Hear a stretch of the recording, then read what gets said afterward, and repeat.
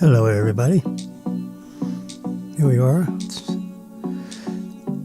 back to reality. It's Tuesday. It's Tuesday afternoon. My afternoon series this week.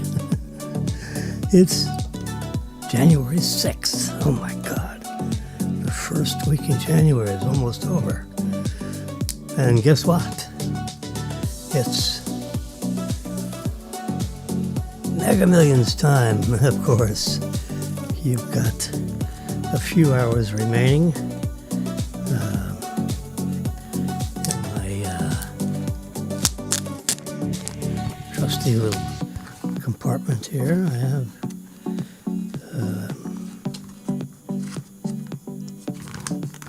my Mega Millions tickets. Yep, got a couple. Got some few hours of winning cash. That's always a good thing. So this is my secret Mega Millions jacket. And for your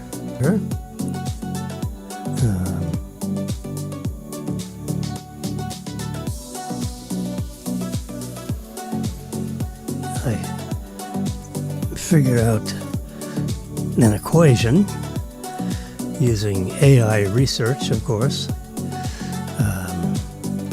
on how to calculate the first payment for a $180 million jackpot that pays over 30 years with a 5% growth in each payment. What would that beginning payment be? And here is the answer. P1 equals 180 over all this gobbledygook. And when you convert that into the language that numbers understands, there's a sample equation. And to keep it simple, so here's a fast illustration of that. The initial payment is $2,709,000. There's the equation right down right here. Save you a lot of time and effort if you make note of this. Instead of A1, it's actually C8, because you see I got ABC as the column C, and it's the 8th row.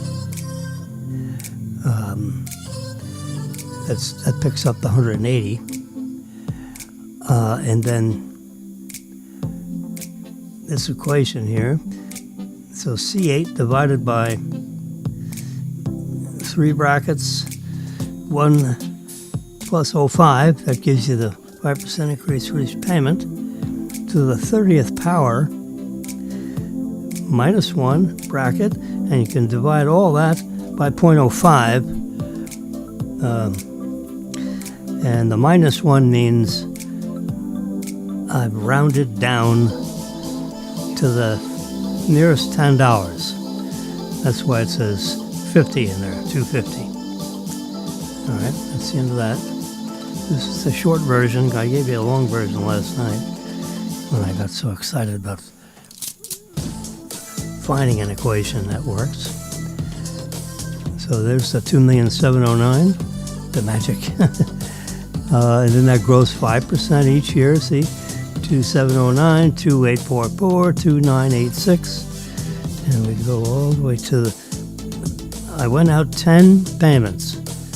So it starts at 2,709,000, and in 9 years, or 10 payments, because you remember you get a payment on day 1. So even though this says 10 years, that's not 10 years, that's 10 payments, paid over 9 years and 1 day. And it goes to 4,160,000. That's the magic of compounding. So I went from 3 million to 4 million. And it would be 4 million to 5 million, and 5 million to 6 million. Actually, it goes up to about 10 million when you get to the 29th payment.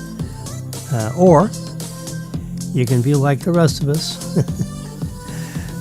greedy sons of guns that we are, that the lump sum payment before tax is projected to be $82,700,000. And after your 37% tax, see the column heading up there? I changed that. The lump sum payout estimate after the 37% income tax, which you certainly are in the maximum tax bracket with a $87 million annual hit, which you only get once. So your tax is your after tax is $52,100,000. 101. 52,101. No lump sum. No more tax liability. That's cash in the till. And then I don't recommend, but here's a suggestion. I got a suggestion for you. Go to APMEX. Where do I have APMEX? Here we go.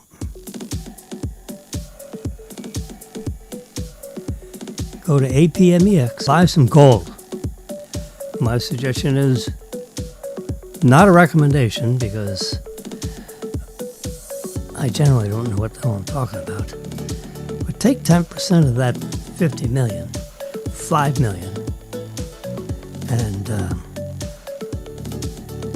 buy a couple hundred coins of solid, what they call bullion gold coins. Yeah. Let's go to A, P, there it is, APMEX. I made an order list. Yeah, I got an order in there. There it is. 207 coins. They're 1 ounce coins. 200 gives a grand total of 1,005,000. All I have to do is win this lottery. I push checkout, and they'll debit that money from your account and ship out $1 million worth of coins. 207 of them. And you just do that order 5 times to get to 5 million. 5 million out of 50 million. You can take delivery of the 207 and the other 4 orders, store them.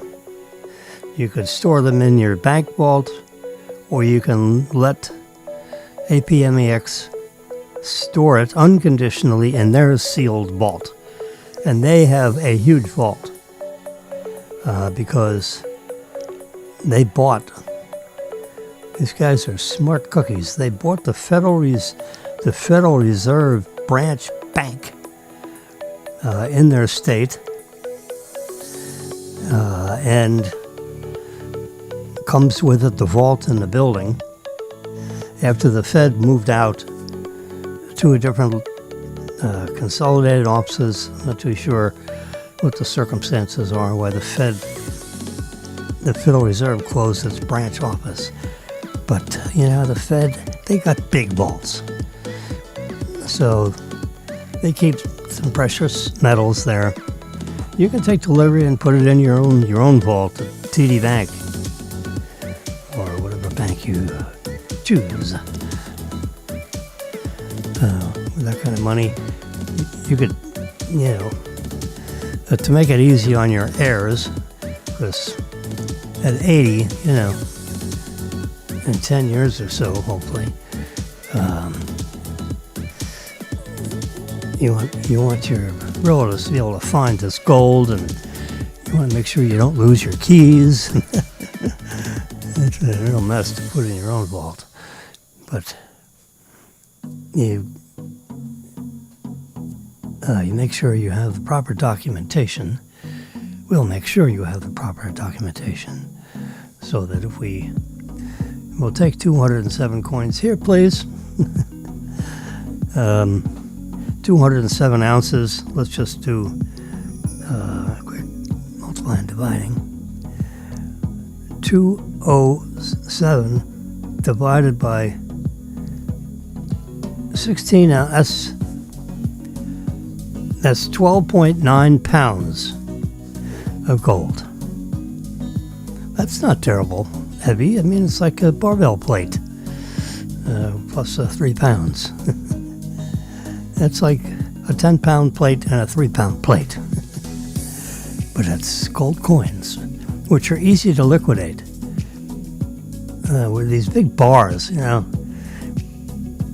you can get the gold for a slightly lower cost, per pound, if you will. One of those gold bars weighs, could weigh up to 8 pounds.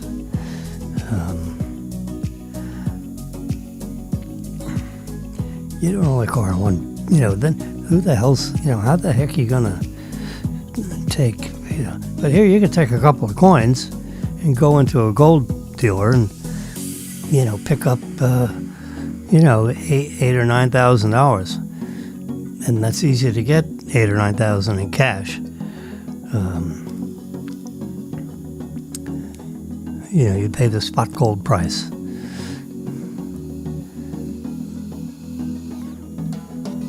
And the spot gold price is, let's go to,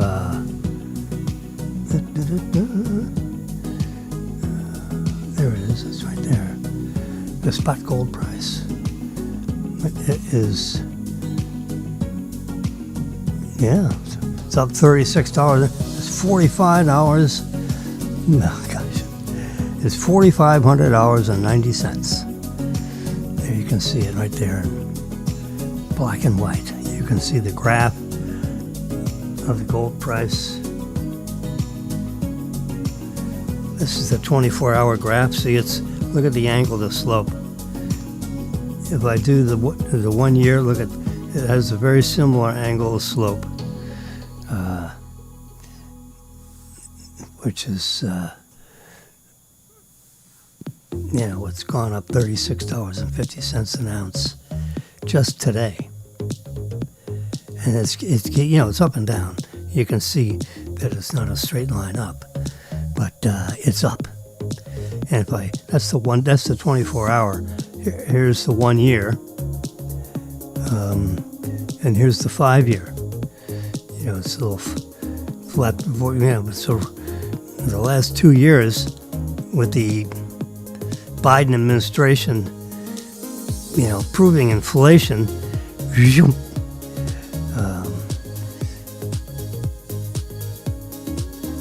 so over a 5-year period, gold has gone up $2,900 an ounce. I begged everybody, please buy gold last year. Gold was, I can't really see this.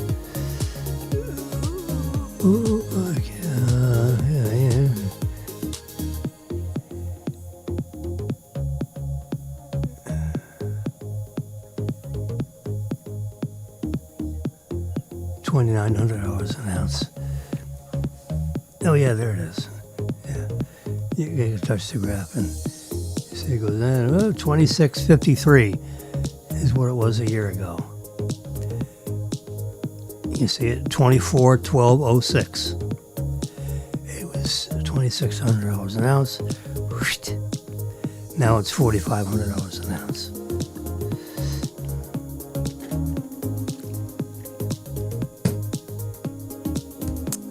We bought gold coins from these guys. It was $1,800 an ounce. Now it's $4,500 an ounce. I mean, it's almost a triple for a precious metal like gold. Are you serious? People keep money in the savings account for 2%, 1%, 3%. Buy gold. Yes, it's up and down, but it's always up. You know, I mean, you can see it's not a straight line up.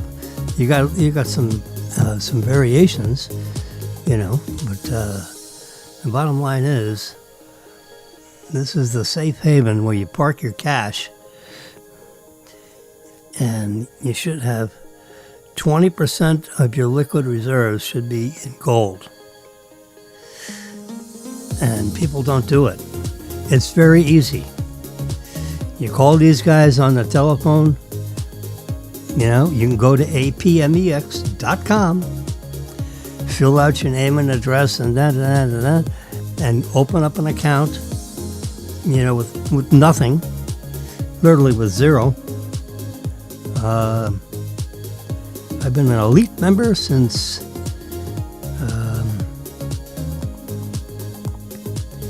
what do you call it? Since 2019. Yeah, I got $45,000 worth of activity, which is, you know, not a lot of money, but it's, you know, what the heck. What do they say? You don't go broke making a profit. Here's the shopping cart. I'm all ready, folks.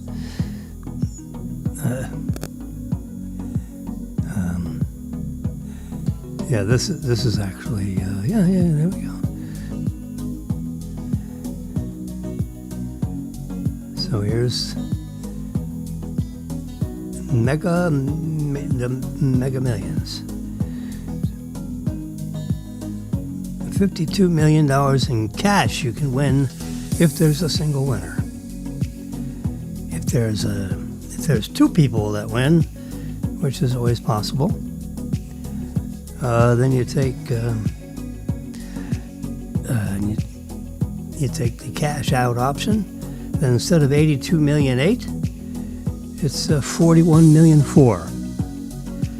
That divides by 2 nicely. 40 million ain't hay, you know. So after tax, you get 26 million. Round numbers. 26 million isn't bad either. That's a healthy retirement. With 26 million, absolutely.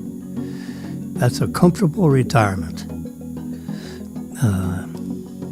You can buy a nice, you know, you can buy a nice $2 million condo, $3 million condo, looking east, stay about a mile back from the ocean, just so you don't, when you park your car, you don't have all that salt accumulating in your machinery.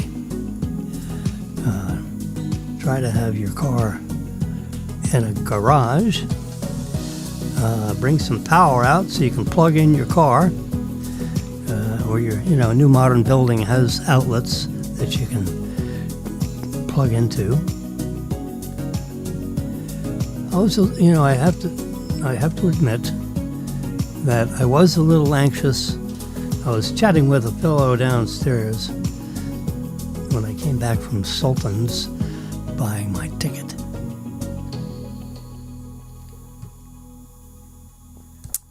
My ticket to paradise. That's only a 1 in 3 million shot, right? At 300 million, I should say. It's like getting hit by lightning 6 times. It's not an investment decision. I can tell you that. But, you know, what the hell? You can't win if you don't play. So, I do have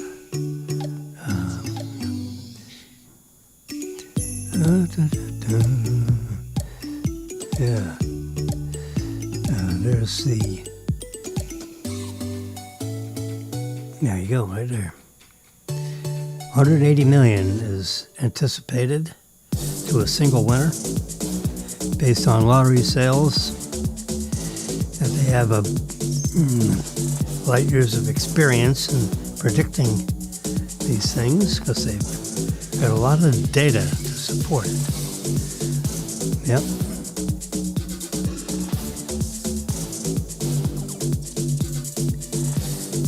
Last Friday, the numbers were 6, 13, 34, 43, 52, with the Mega Millions ball number 4. I think that varies from 1 to 20. That's a little bit of a guess. Because I looked at some tickets and I didn't see a Mega Millions ball over 20 for some reason. But these other numbers go to 70. So, yeah, the chance of winning is like slim and none.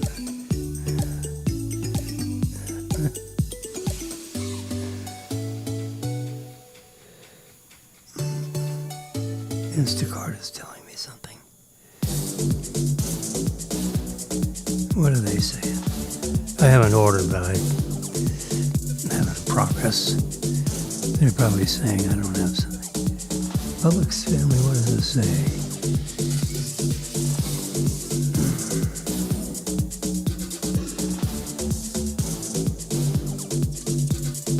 Delivery by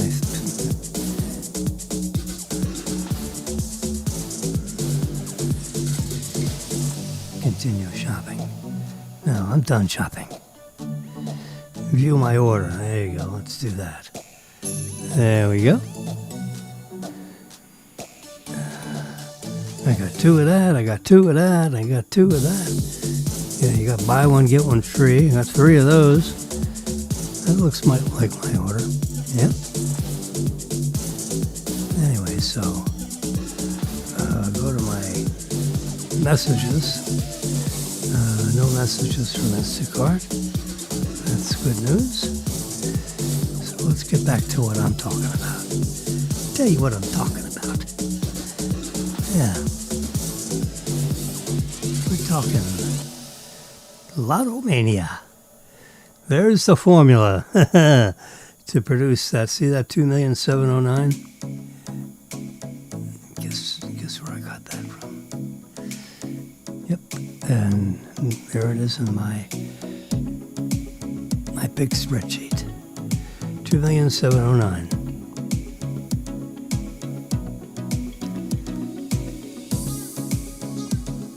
That is now an equation built into my spreadsheet.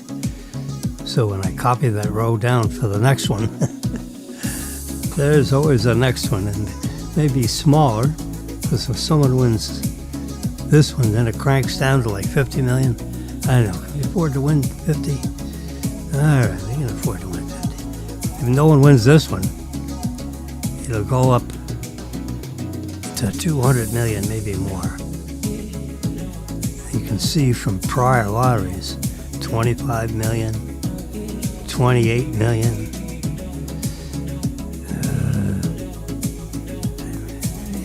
19 million from Tuesday to Friday. And Friday to Tuesday, it's, a little, no. You need more data than 4 or 5 of these to have any accuracy in predicting what will happen next. God only knows. Anyway, I've spent a little time like dolling up this spreadsheet. Enlarge these numbers so easier to see. This column up and down, that's yellow. The jackpot to lump sum payout ratio, although it's estimated, it's relatively constant at just under 46%. 0.05% less than 46%, making it 45.95%. Let's go over the last 4 or 5 drawings, I should say. And that was the lump sum payout ratio. Yep. So you take 45.95%, 180 million, you end up with 82,000,007. Then you take 37% of that away, because Uncle Sam gets his chunk. You end up with 52 million. The alternative is you would accept a check of $2,709,250 in round numbers. And you sign up for that 29-year additional payments that are growing at 5%. Remember, I went through that. So $2 million, you say, well, $2,709,000, that's, I know, but, you know, in 1, 2, and 3 years, that $2,709,000 becomes $3,130,000. And 4, 5, 6 payments later, it's over $4 million a year. So it's growing at 5%, which, you know, in a 2 or 3% inflationary market, which could even go down further if the Fed would lower the interest rates. During the Obama years, it was 0.25%. You know, now it's like 4.5%. That's, you know, come on. Drop the rate. The Fed chairman is Powell is not an economist. He's a lawyer. Yeah, he had a couple of classes in economics at Princeton. You know, he's one of those Harvard, Princeton, Yale types.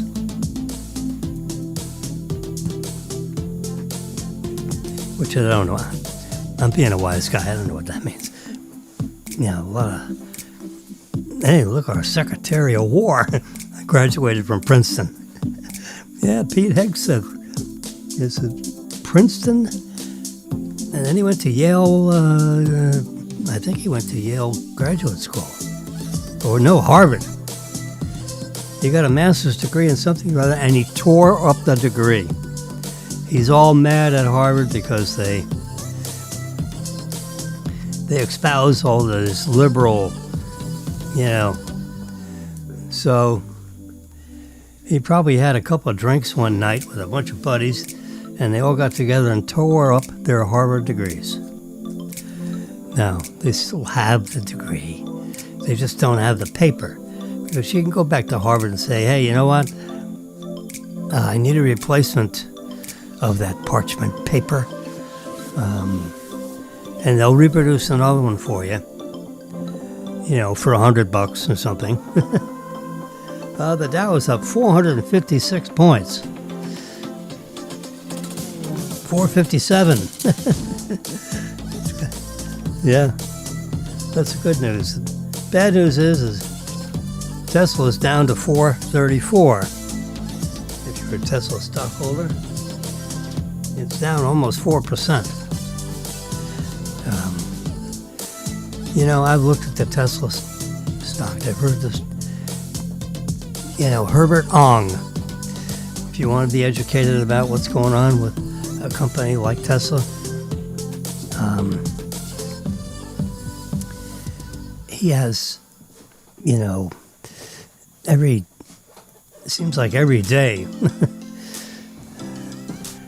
he's got a steady series of interviews with some very smart fellows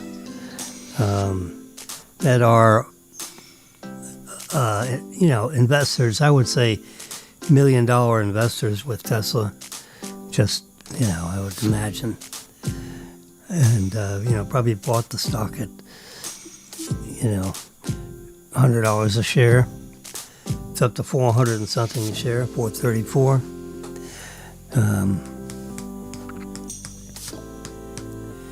But so Herbert Ong, I just lost Facebook 29 minutes into the show. I'm going to continue without them. But they've stayed on longer today than in the last week. It seems like they've been dropping out. I must not have a setting. I set the setting to low latency, you know, try to, you know, the internet is like, it's kind of like the ocean. It has waves. And sometimes the waves get too high. And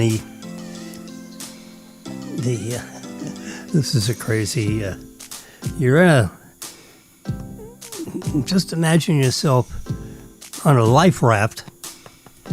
You know, a nice big one. But it's a blow-up balloon. You're sitting in the middle of it in the ocean. So you want the waves very calm so you don't get like totally sick to your stomach. You know, the waves on the ocean could be very vigorous. Well, you don't want to be out there. And, you know, that's, in the internet terms, that's called jitter. You don't want jitter on your internet signal. And sometimes there's a lot of jitter.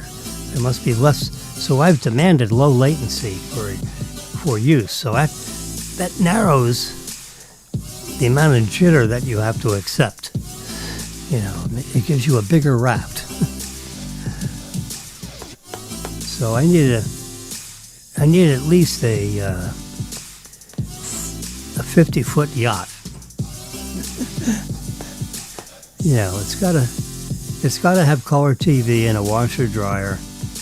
So, you know, maybe a 65-foot yacht, you know, something like that. If you're going to be in the yacht business or the yacht, whatever.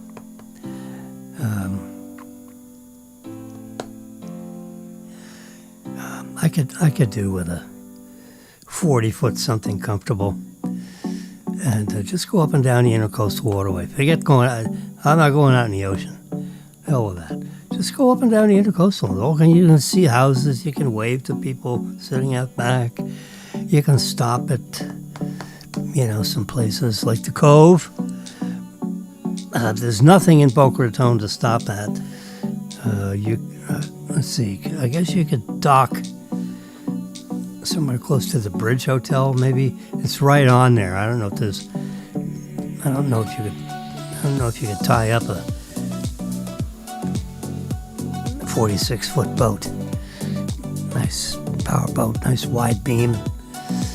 You know, because you just want to float around on the Intercoastal. You know, forget it. You're not going to go out in any open waters. No. And the Intercoastal, you can go it's a long way up and down the Intercoastal. And you're protected from the high seas, if you will. And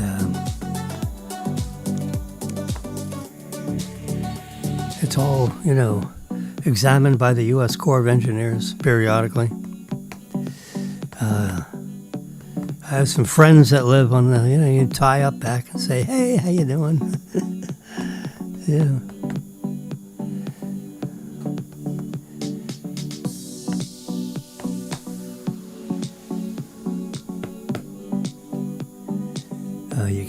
You can't tie up anymore. They won't let you dock at Houston's on the Intercoastal Waterway down there at Oakland Park Boulevard. No. They have a place right there on the water, right at Oakland Park Boulevard Bridge. Beautiful restaurant.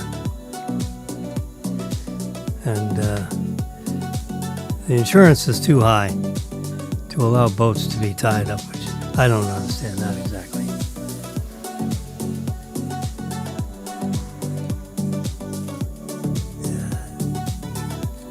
There we go.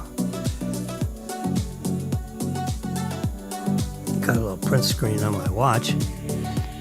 What is that? Should be coming up. Yep, I got my answer. There's my answer. Can you believe it? Only in America could you work that equation out. You should see what it took to get to there. Oh my God. Terrible. But we got there. Just have to be persistent. There's my watch. I did a little print screen of my watch page.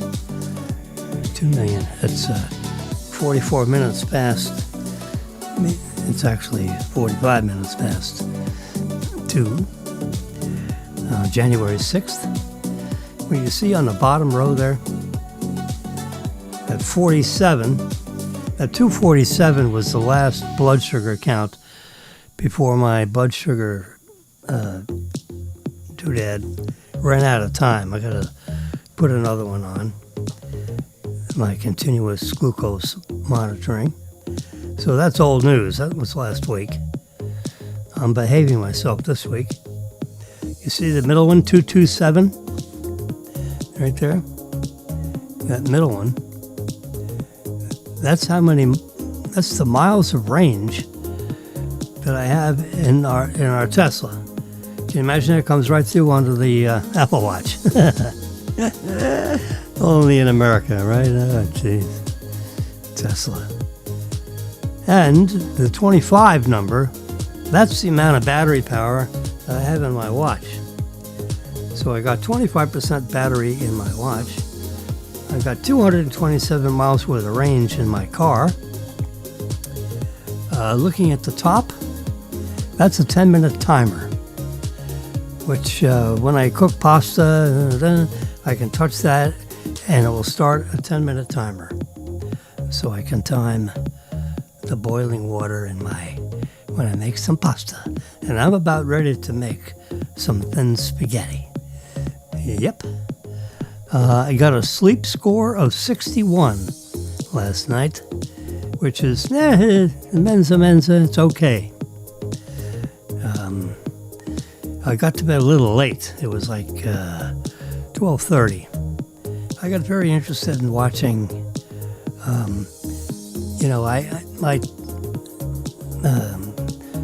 the flat screen TV, the large flat screen TV that we have in our living room, dining room area.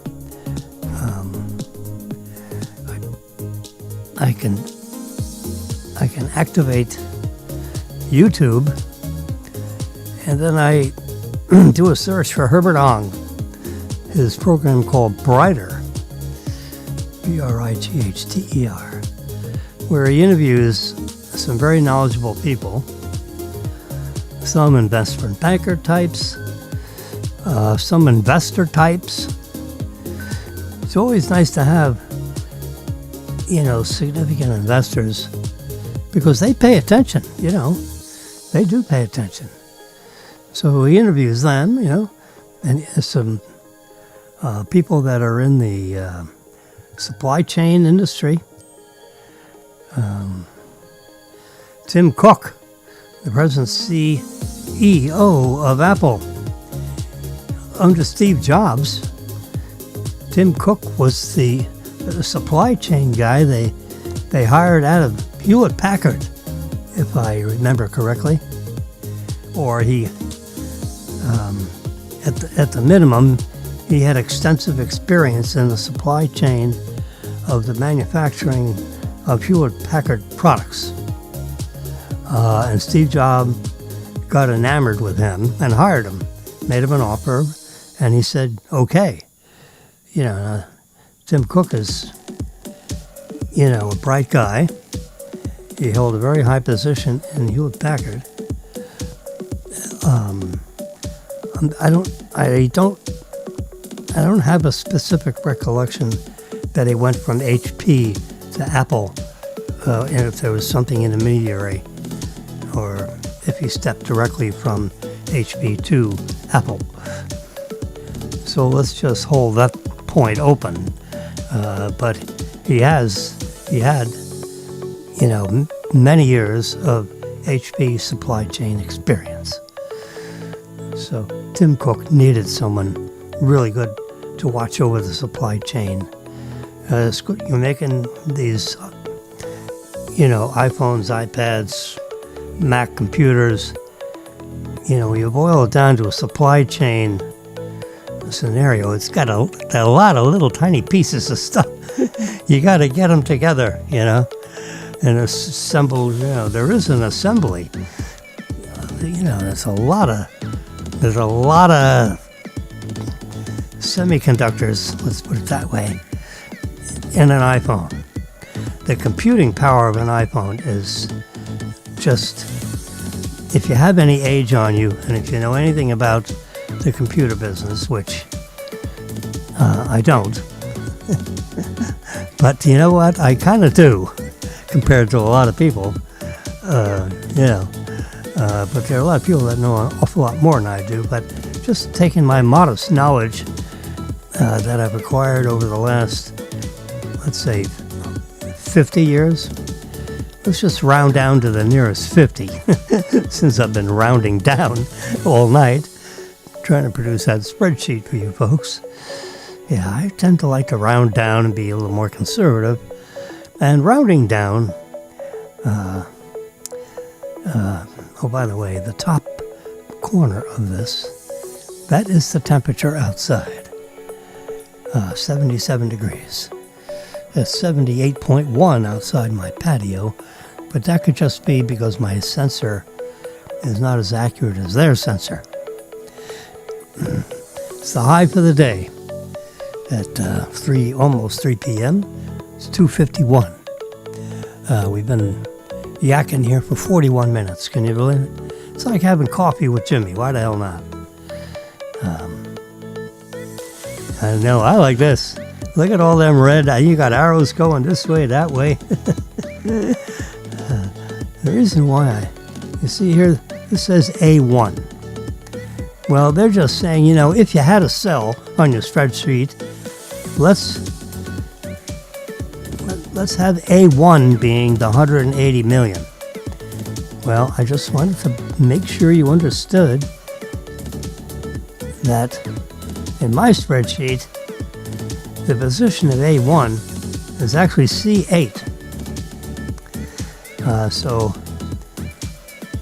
it's column C, ABC, and you go across, see the 180 there? And then you go across, it's C8. So I put C8 in that formula instead of A1 because that's where the $180 million number is located. And since I highlighted 2,709,000, you see the 180 million became shaded slightly compared to the other numbers above it. Because the formula is reaching to the 180 million. The 180 million I type in. I just put it in as a number and have it formatted for dollars. Because, Mega Million people, they said it was going to be 180 million. So I'm not going to outsmart them because they have years and years of experience with predicting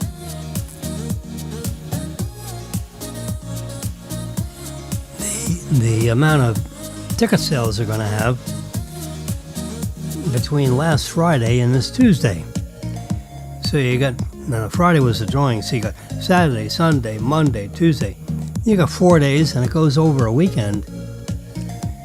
So they decided in their infinite wisdom that it will go up, what is it, 23 million bucks? The rollover. It will increase the lottery from last Friday to this Tuesday by $23 million. You add 23 million to 157 million, and I believe you get 180. Just doing a little fast math. So that's what they decided. So that 180, in order to create,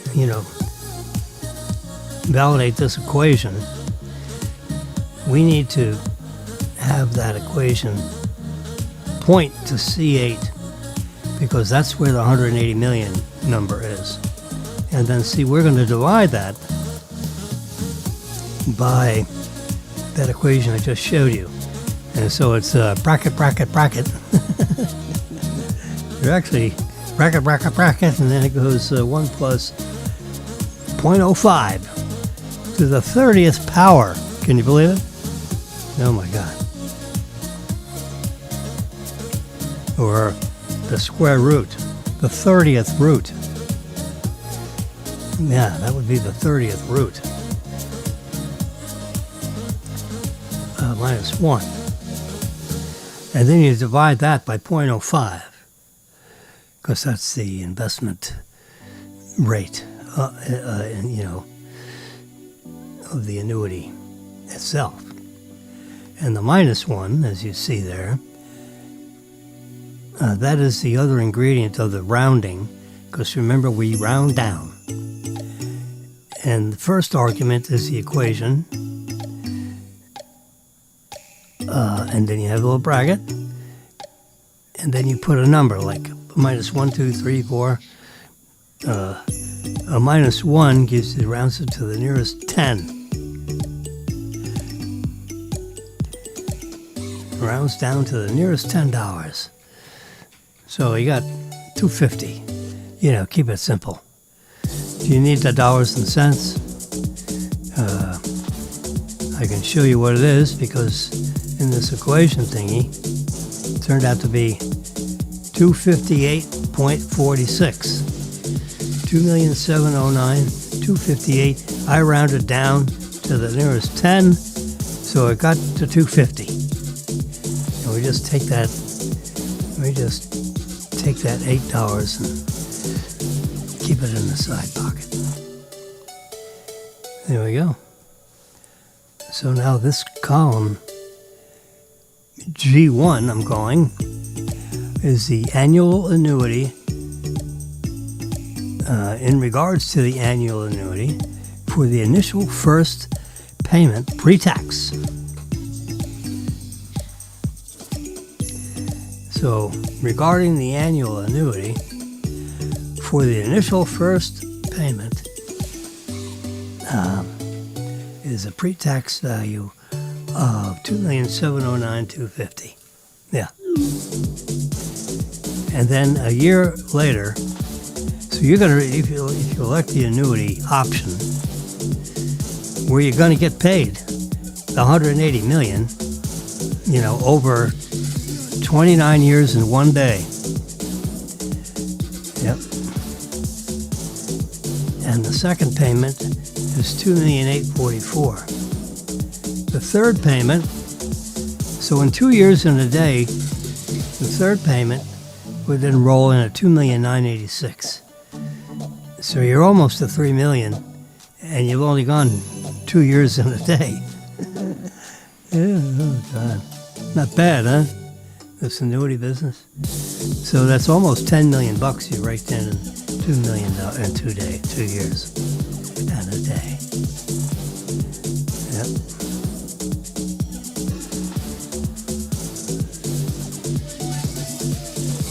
But a lot of people, including yours truly,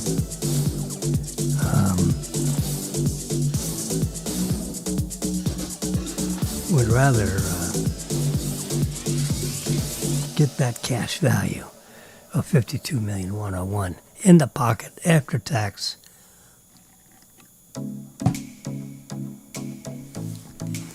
So as a good neighbor,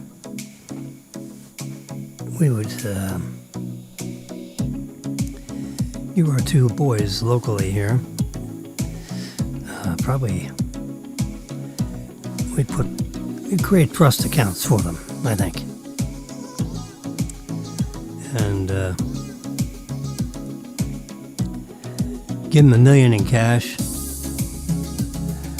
so they can go buy something. You know, like they can buy I don't know, maybe manage a couple of million to give them to buy a nice residence somewhere. And then the $3 million, something like that, put that in a trust account earning 5%. And let me show you what that does. 3 million is a nice number. Take 3 million. Whoops. 3 million. I hit the clear button instead of the zeros. Got so excited. For my kids, we haven't even won anything yet. nor probably we won't anyway. Times 0.05. So if you put in an investment at 5% yield, that gives them $150,000 a year income just on that money sitting there. So keep your job, get a job, get career oriented.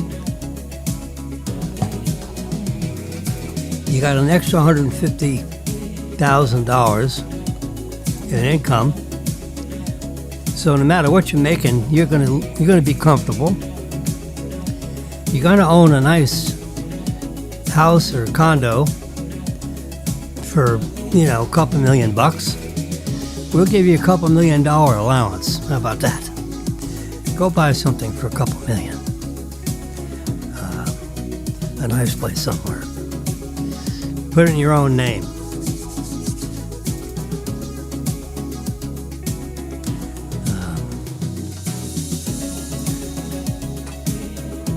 Or put it in our name. We'll just buy it for you.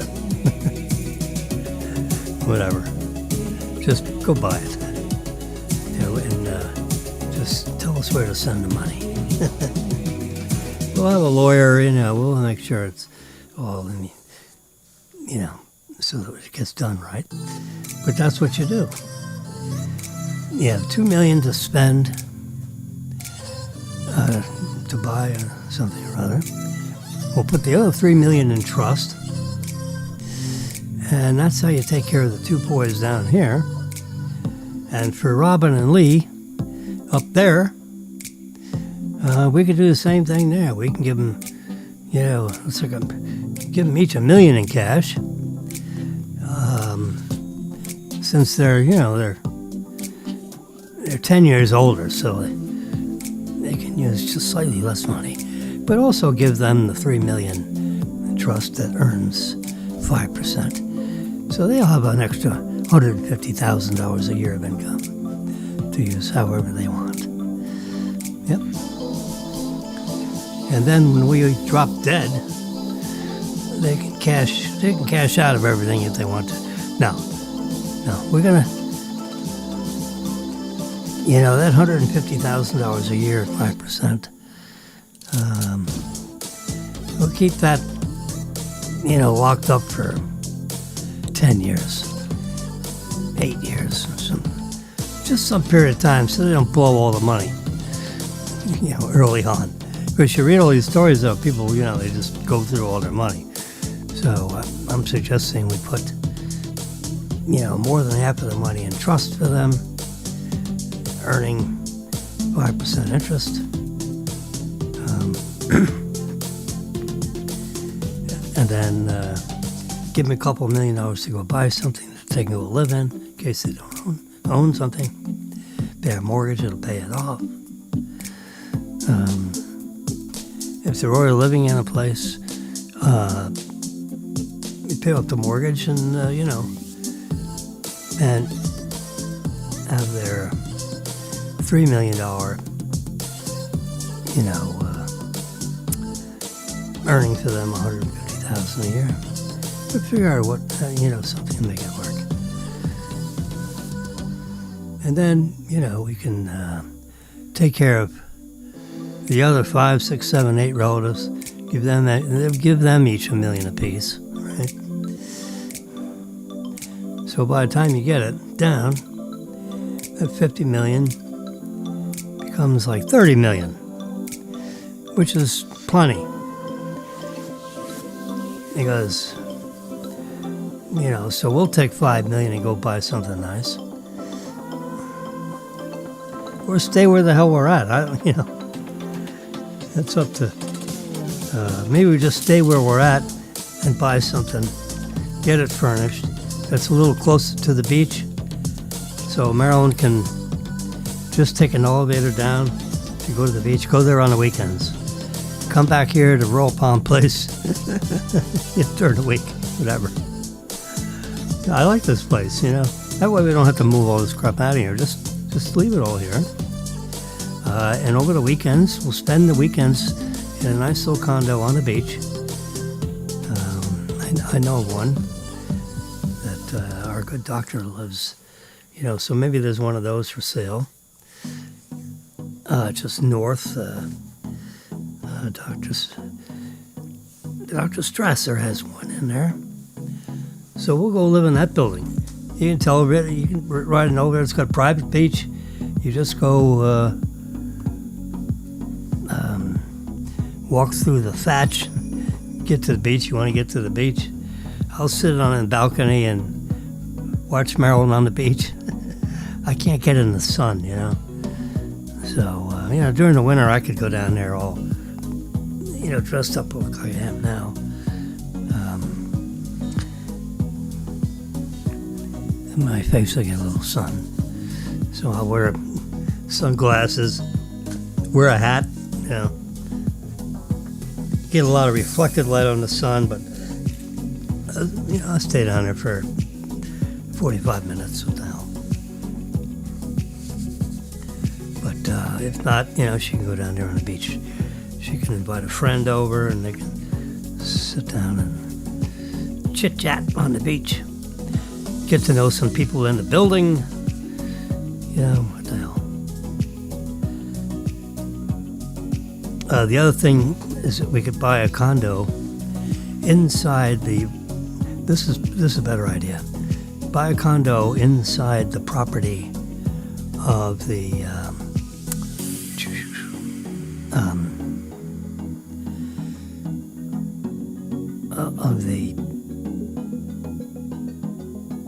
Boca Raton Resort, in that property there. They got some nice condo buildings.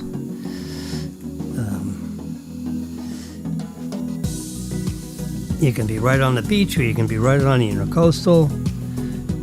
They've got, all kinds of stuff that becomes available. A lot of investors that you can find something to buy, something nice for a couple $1 million. And you spend 4 days a week on the beach, and you spend 3 days a week, in your apartment out here at Roe Pond Place. It's a nice building. We got all our stuff there. Buy a place, furnish it, in the Boca Resort, that 400 or 500 acre, PUD thing that Huizenga bought from Marvida, I think, a long time ago. Anyway, so you got a lot of, and then, you get a club membership. What's this? $75,000 initiation fee, whatever. So you're in the club. You can dine in all the restaurants. You can float around. They got pool. They got everything. So you don't need, you don't care what when you buy the condo, whether it's facing east or west or you've got the complete run of the property. They got a beach club. You can go down there. You can go on the beach. They got nice dining. They serve food on the beach, or near the beach, under the cabanas. It's, not a bad way to retire. Bottom line, you just have to win this goddamn lottery. Oops, sorry, I didn't mean that. Yeah, that's the hard part. I can tell you how to spend it. Oh my God. Yeah, the Boca Resort, in that community, we got married in that community. It is gorgeous in there. Whoever's operating the resort is doing a very good job. I like to go up in that tower and have dinner. So you have to get into the property somehow, because they accept credit cards up there. So you can. We can ride in. Marilyn doesn't have a bike. I had a bike we could ride. We used to ride in. Get right in there.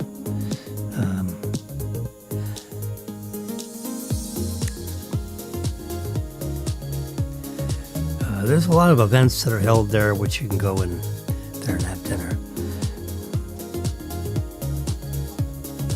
You could be a hotel guest. What the hell? Get a hotel room for a couple of nights. Cost you $1,000. So it costs you $1,000. So you can do that. You don't have to own anything. You just go in there. You can have breakfast, lunch, dinner for a couple of days. We live literally, driving a car is, it's probably 3,000 feet. But you got to take the sides to the hypotenuse triangle, and it's about a half a mile. It's a half a mile drive. It's a couple thousand feet that way and a couple of thousand feet that way. It's less than a mile. You can do that with Uber. Just Uber in. Find out what kind of event is being held at the resort. There's always something. Say, yeah, we're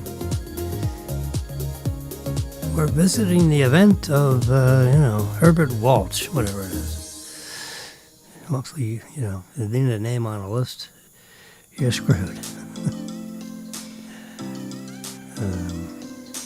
Or anytime, we know a couple of members that live over there. And so whenever they could just put our name on the list. They're joining us for dinner. And, you leave the name at the gate and you drive in and have dinner. Oh, where did Mr. and Mrs. Schwartz go? Oh, I guess they got sick. Well, we're going to have dinner anyway. I know this. They've got...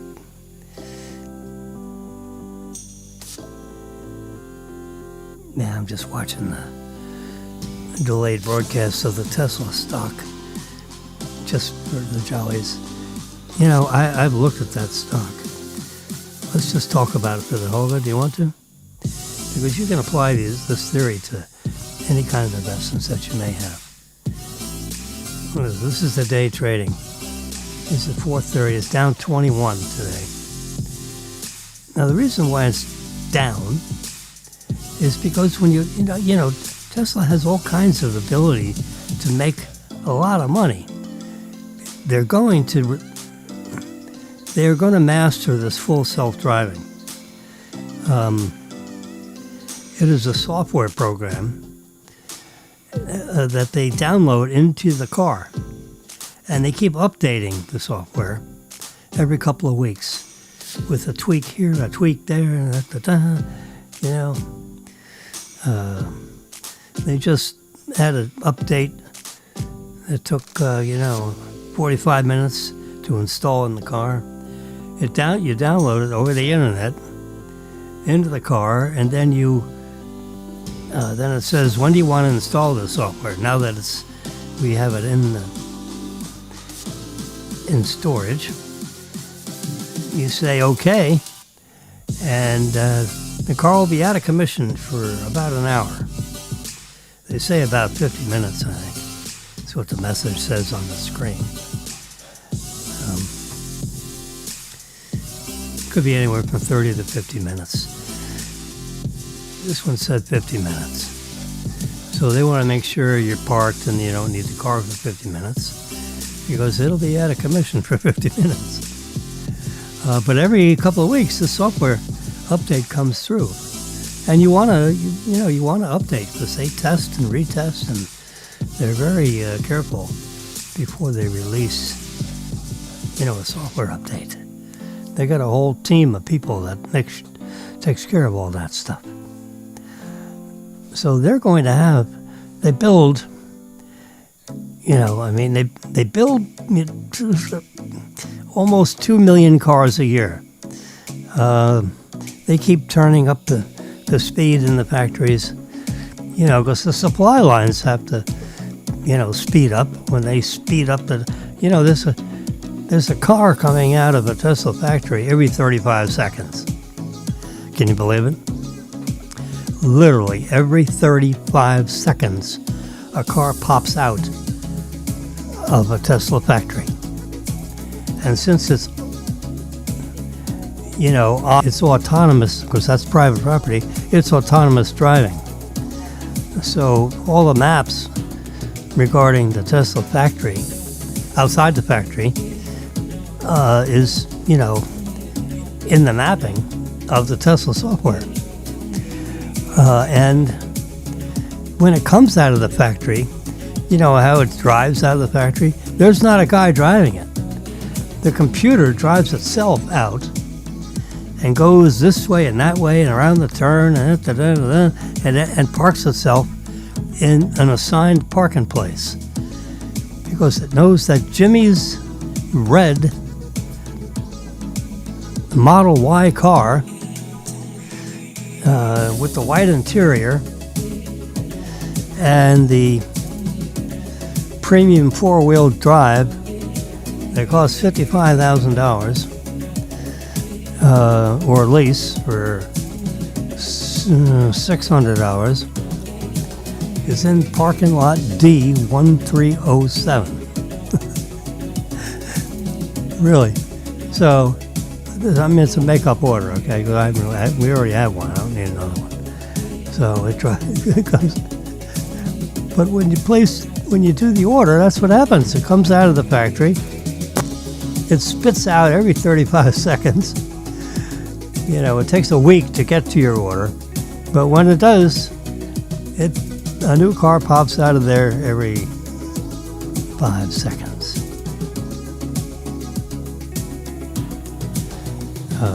Now, it doesn't take 35 seconds. It takes longer than 35 seconds to make a car. You know, because when they place the order, when they start building my car, it takes, you know, like a day. I actually don't know. It's, you know, it's not 2 weeks. It's you know, by the time the car goes through all the different steps and all this, you know, let's say it's 12 hours. I'll just say that. So from the time your order commences, fabrication, you know, the question is, hey Siri, how long does it take to make a Model Y car in a Tesla factory from the time of the car order is commenced to the time that it comes out? Do you want me to use ChatGPT to answer that? Sure. Do it. Let's see. Here's an answer from ChatGPT.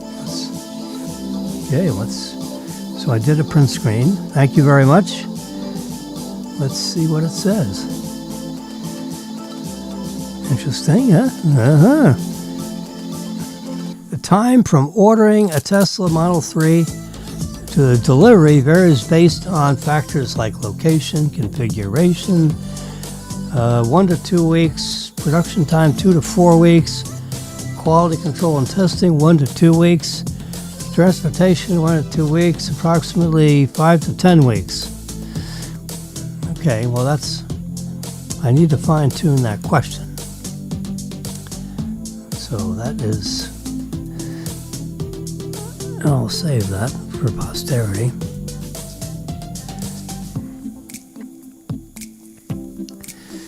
So I'll ask the question again.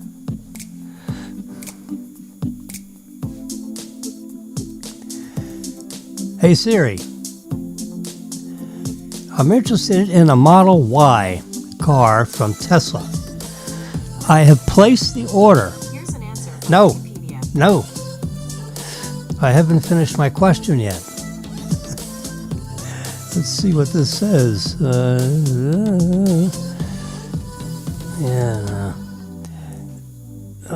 Sorry, that's not an acceptable answer. Let me ask the question.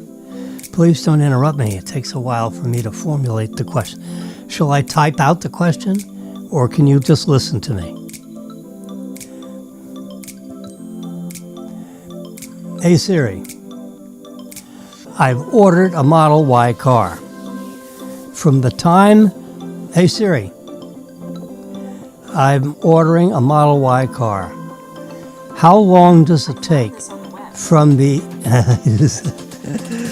okay, I found this on the web. all right, let me take a look. Driving, distance calculator, Google Maps, time, no.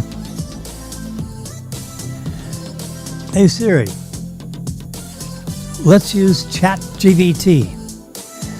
And I bought a Model Y car, and I'm interested in how long it takes from the time the car begins fabrication in Austin, Texas, to the time that it comes out the back door.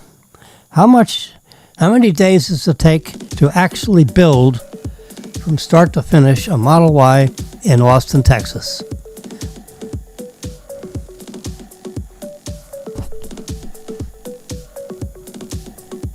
All right, there we go. I have a. Thank you very much. On this computer, it is saved. It says 3 to 5 days from the start of assembly to completion, as it goes through all the body and the paint and the this and the that. 3 to 5 days. All right, that's a good answer. I like that answer. So therefore, when Tesla says that they are delivering a car every 35 seconds, that means all of us in aggregate, all of us that are ordering cars all throughout the country. And when those orders, half the country goes to Austin, Texas, and the other half of the country is going to Fremont, California. So when all the orders then come in to the Austin, Texas factory, for example, like one of my orders, from start to finish, it takes, let's say 4 days. It says 3 to 5, so let's just say 4, plus or minus a day. Yeah. So because, it goes through the paint shop, goes through, it's all automated. So it takes 4 days to build a car. So you have this huge factory and your order is going through all these different stops. You got stuff coming in from both sides, top to bottom. And, eventually it's all wired and charged and, painted. And so, they press the metal. They got raw materials that goes in one door, and they got cars driving out autonomously, by the way, because they come out, and Jimmy's order, when it pops out, when it is one of those that comes out every 35 seconds. Oh, God. Goes out to parking lot D, 2927. And it stays there until, 5 or 6 or 8 cars are all ready to come to the South Florida marketplace, because they drive them over here on a car carrier. And that carries, 8 or 10 cars. So once they have 8 or 10 cars that are going to pop over to Delray Beach Service Center, those 8 cars go to the Delray Service Center. And ours would be the red Model Y with a white interior, 4-wheel drive. And oh gosh, we have a little, you can probably hear at 3:24 p.m. we've got, attention, there is a fire in your building. Well, I'm sorry folks, until I smell smoke, I ain't going anywhere.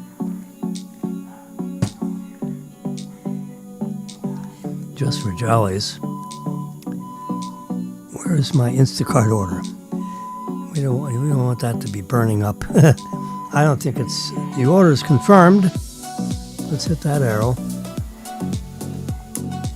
And we have a little progress chart here. And it's going to arrive between 5 and 7. All right, the fire ought to be over by then. Oh, God almighty. Now, let's see how they're doing. Maybe I can press that. And let's try that arrow. That carrot, does that do anything? They've started shopping for my items. That's good. Has anything been refunded yet? I hope not.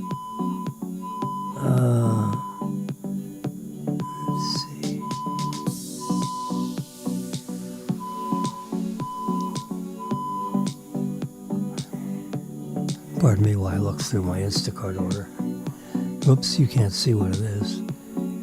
It's not because I'm being private. I just have to narrow the view.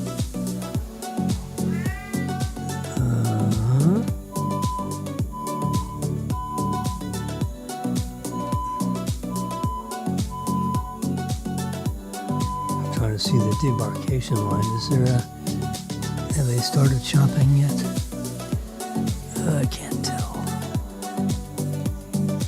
Hey, cat. My cat doesn't like the alarm. Like I say, when it's, I can still add to the order, so if they're shopping, maybe they just started shopping. There's no hurry on the order, and I knew I'd be doing this, so. Yeah, the cat's scratching. Come on over here. There we go. There we go. Kino says, turn off the noise. I got my noise canceling headphones on, so I can't hear it so much. And of course, we also have a little background music from Epidemic, royalty-free instrumental. So I can play music in the background and not violate any copyright. All right, so we're doing pretty good here.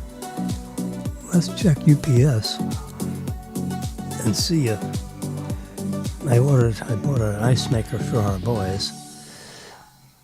Let's see. From me. Recent orders, how about that? Yeah, let's click this one.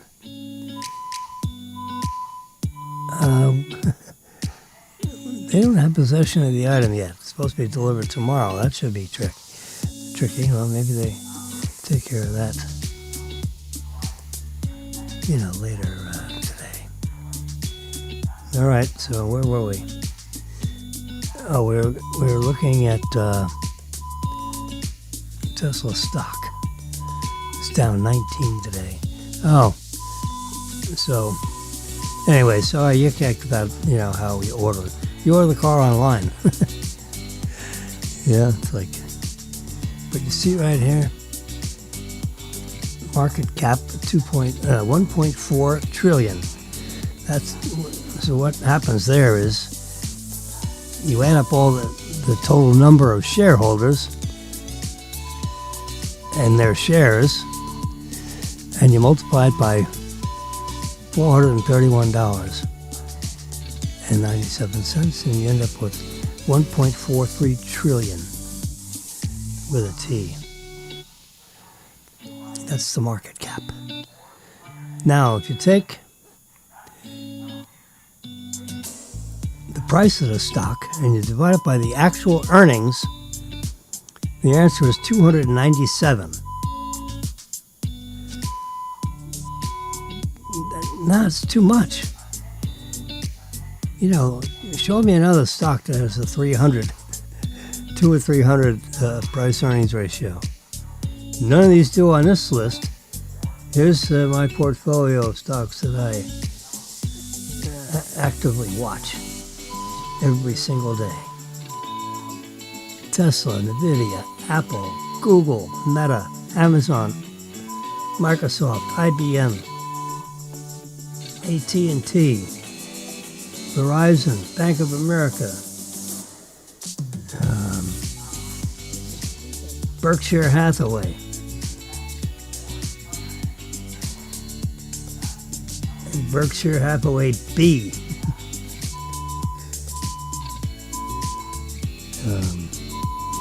None of them have a price earnings ratio actually over 100, much less over 300 or over 200. So, it's nice that the retail investors and some other investors have bid this up, to $430 a share. But the earnings aren't there. And they won't be there for a couple of years. So when so here, look at Google. Now that's a multifaceted, price earnings ratio is 30.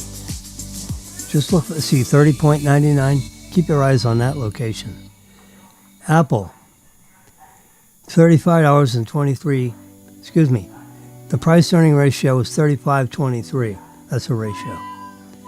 Microsoft, that's a multifaceted company. They have, all the, the factories. Stop. The cat's climbing up on my chair and ripping my pants there.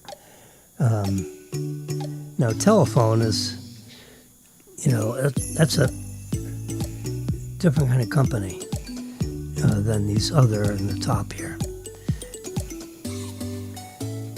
So if you were to price this stock at 75, that's twice.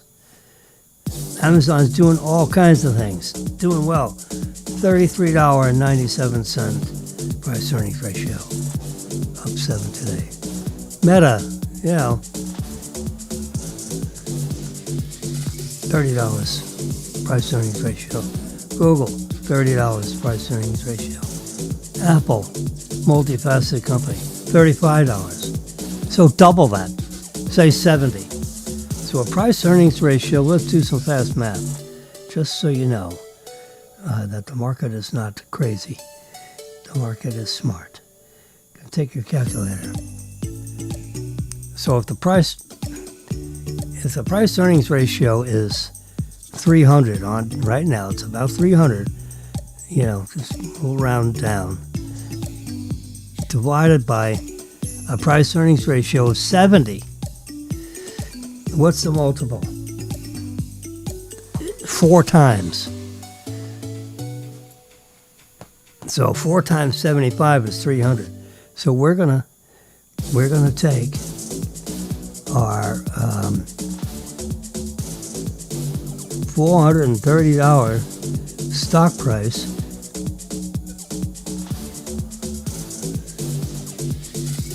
and divide it by 4, right?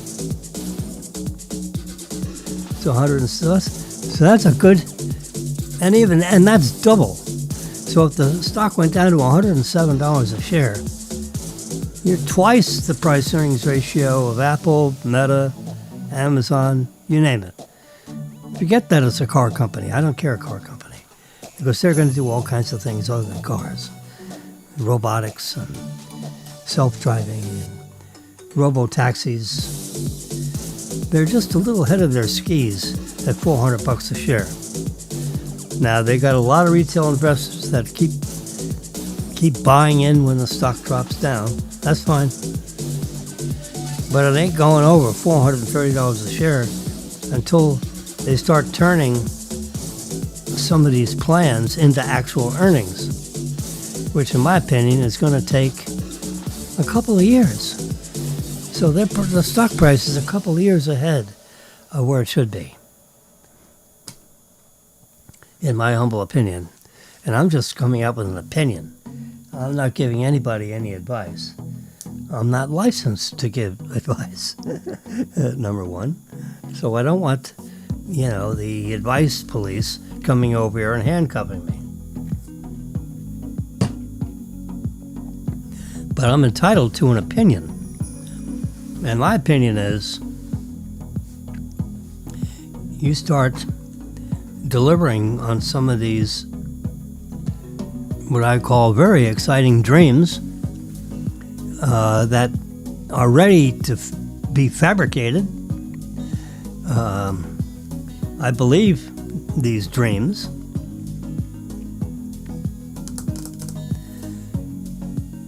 But personally, I'm not writing a check to the extent of $431.50 a share, which has a price earnings ratio of 297 times earnings. So when their earnings comes up to the point where it's meeting the valuation of $107 a share, then I'll write a check. Because then, and it's going to probably zoom to $1,000 or $2,000 a share. But you have to have the earnings, or it has to be, someone can't put it on a spreadsheet and say it's going to happen in 2029 and expect to pay that stock price today. Come on. It's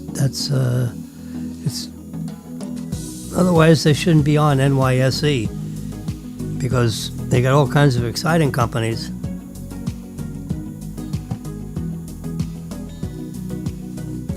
That too are doing exciting things. But they're not paying a 3-year advance, Come on. You got to build, fine, you build 2 million cars a year, and let's say half the cars that you build are going to be in the robotaxi fleet. Well, fine, you build them, you put it on the road, you get approval in cities that you don't have approval yet.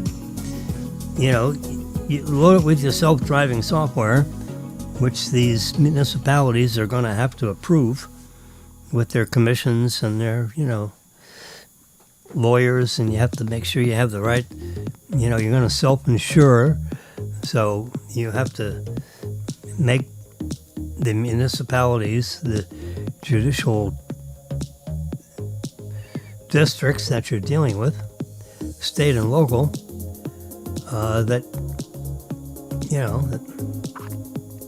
because the self-driving business is, relatively new for a lot of people, particularly on city councils.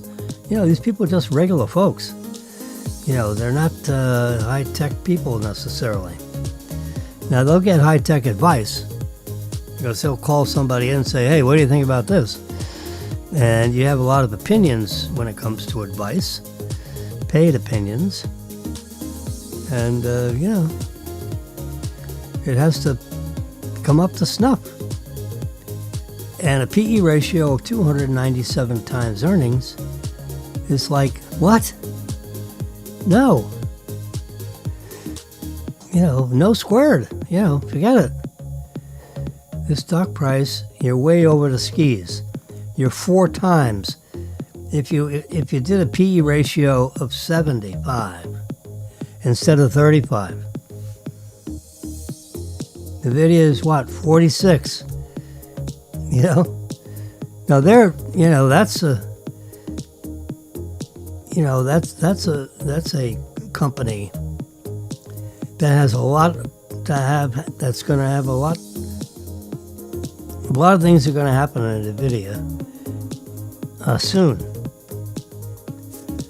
and so their price earnings ratio is like somewhere 46 to 50.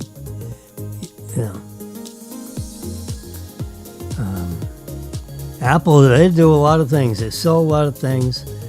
They have, web services. They sell iPhones out to kazoo. It's probably the best portable computing device in your pocket today.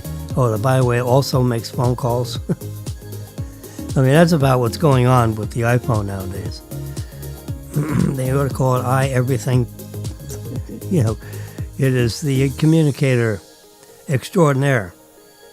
And it does marvelous voice calls coming and going. They call it iPhone, right? Well, it should be called iCommunicator because it does everything communications. It does all the internet stuff, text messaging, email. You can open up web pages on it. You can compute up to kazoo. Has more computing power than the entire space program, with the shuttle. You got ground computers and you got computers on board, and it all adds up to something that doesn't have as much computing power as your iPhone. Matter of fact, the iPhone has 3 times that computing power. You don't hear about that, but it just does. And they have this incredible service business where if these devices need any service, they do the service. They sell a lot of service insurance, if you will. Which I pay $6, $7, $8, $10, dollars a month to have these on service contracts, if you will. Well, they're booking all those service contracts. I think that's a valuable thing to have when you have high technology stuff. Yep.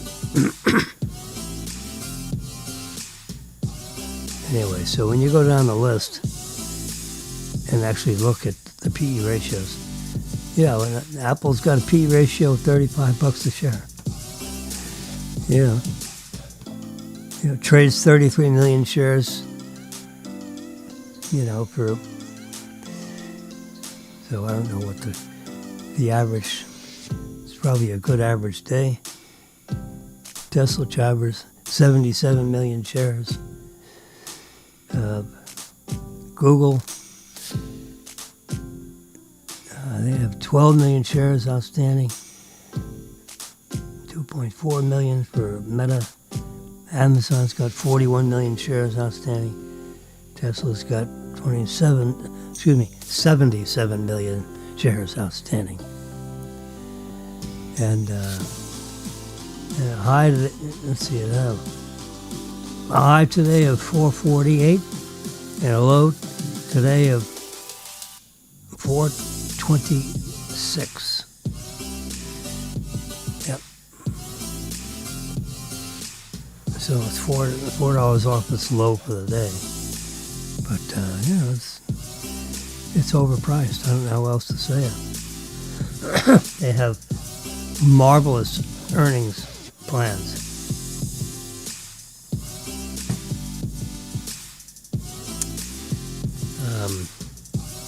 I don't think they're getting approved by these various municipalities fast enough. It takes longer time than they think. You just don't come in there with a fleet of cars and say they're self-driving and they're 8 times better than a human and expect a city council of just regular people to just buy into that without some testing in their city with so many cars in your city. Let's say they approve, a couple of hundred cars, in a test market.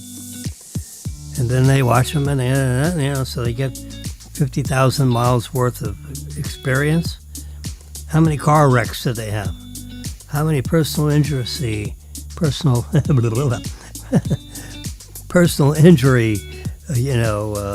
are there? Dollar amount of hospitalization, if any. And, let's see what, with 50,000 miles, this is not complicated math. So we clear this. 50,000 miles, you say, oh my God, that's a lot of miles. No, it isn't. Not for 100 cars. Divide that by 100. Equals.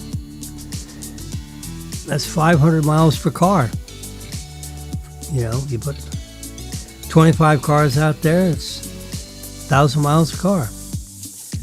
You can, with self-driving, and ride-hailing services, which is the way you're going to put miles on the car. How long is it going to take for a car to do 500, if the car sits idle for a half the day and it drives for a half a day, you can put 500 miles per car. So in a few days, you got 50,000 miles if you got 100 cars. Take a couple of days longer if you got 25 cars. So even though they can pop them off the assembly line every 35 seconds, so you got a brand new robo-taxi vehicle.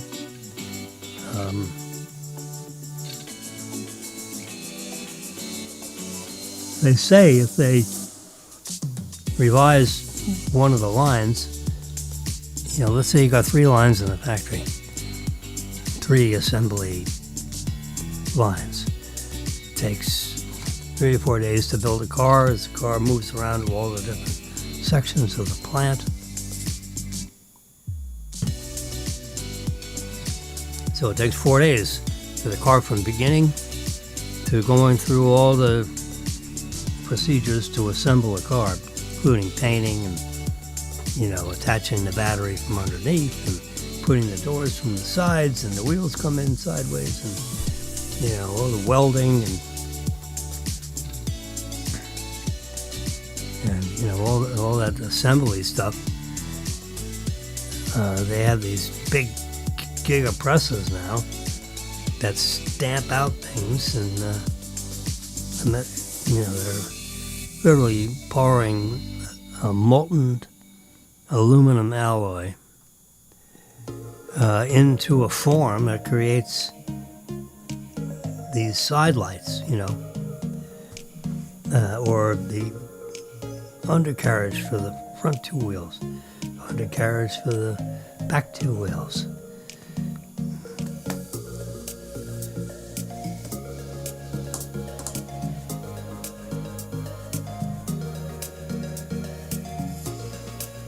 So when you do that, and you install the battery that comes in from underneath, the doors comes from the sides, and the roof and the glass comes from the top. That's how they build a car.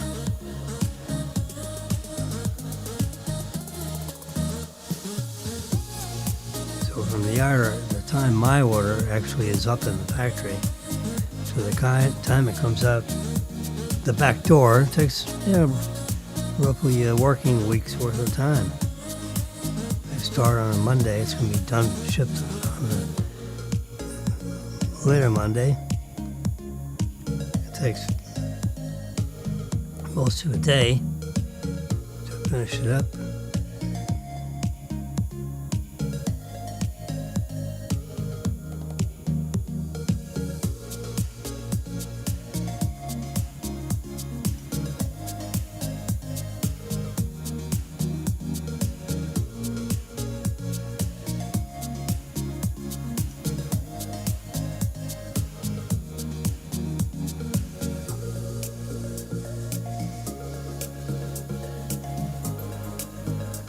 Amazing. So where are we? 432. It's going nowhere fast. All right. So that's my story with that.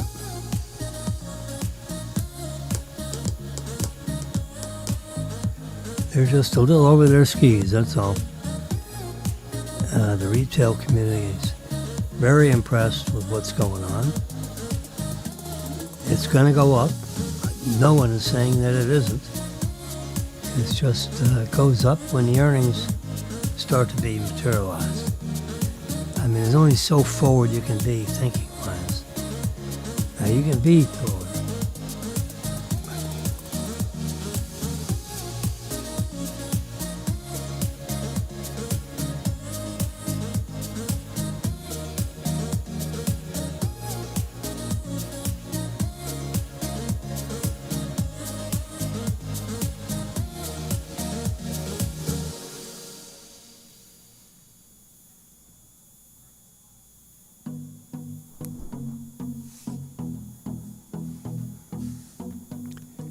Well, we just lost one of our correspondents, apparently. There you can see the Tesla Robotaxi. I can't reverse pinch that, but that is the... and even if you open it in Safari, I don't think you'll see the car. Verifying the device. Oh, there it is. Oh, don't go away. There it is.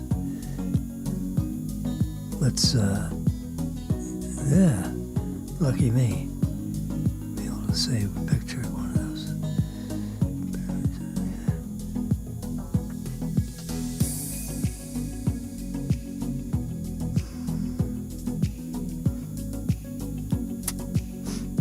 So I saved it.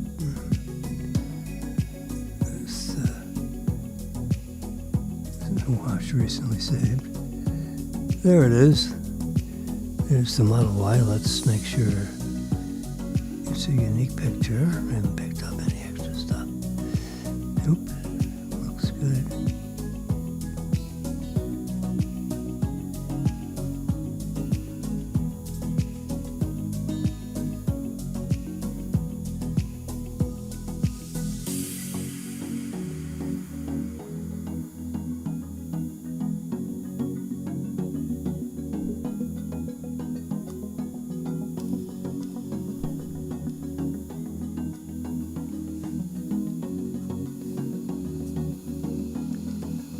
The alarm has stopped. I don't smell any smoke.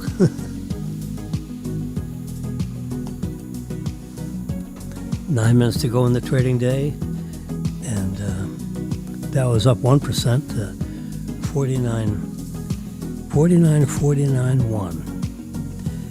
49,491. It's a Dow, can't believe it. Tesla is down a little over 4% to 432 a share. That's good. Needs to come down, boys. You're a little over your skis. I don't know whether there's a nice way of saying that. But that's what I think. In my opinion, I'm allowed to have an opinion. I'm just not allowed to sell my opinion.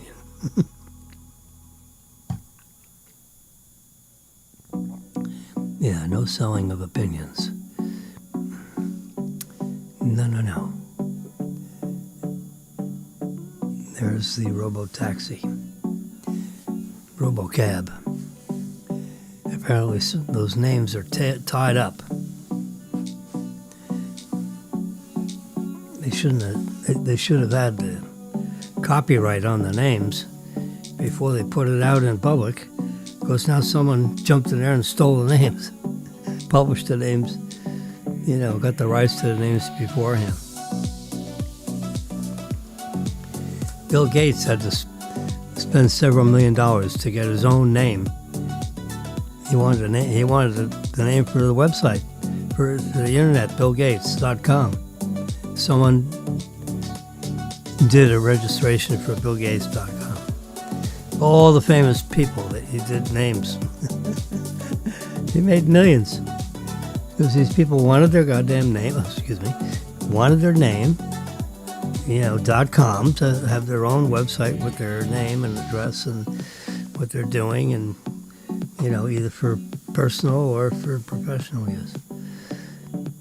But I remember the story. Bill Gates had to pay it over $1 million for his own name.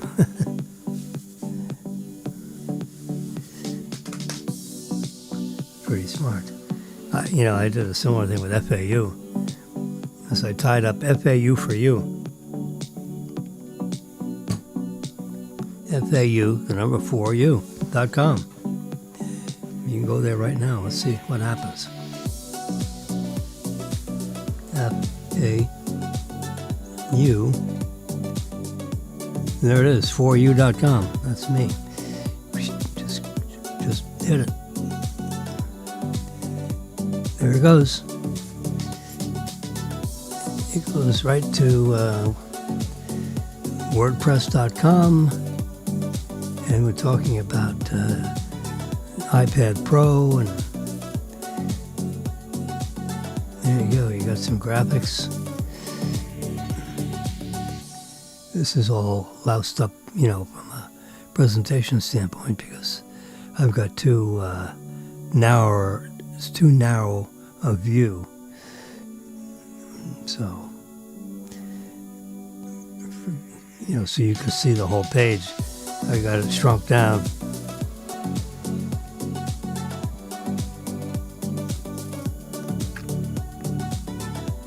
Yeah, we're talking about iPads. I've got 4 or 5 of them right here in this room. Because I got a new one, and I can't see trading in an old one for $100 when you pay $1,000 for it. I just keep it. This one is. I got a timer on there, so that's telling me the elapsed time, I've been connected to this channel, podcasting, if you will, for an hour and 45 minutes. Over here, you can see my hand. Over here's the time of day. It's 3:56 and 12 seconds, 13 seconds, 14 seconds. That's the time of day. This iPad Pro, I've been searching on the internet and showing you all kinds of things. Yeah.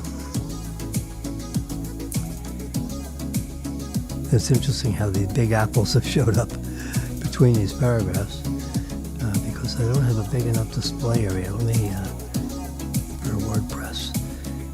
Here we go. Let's go.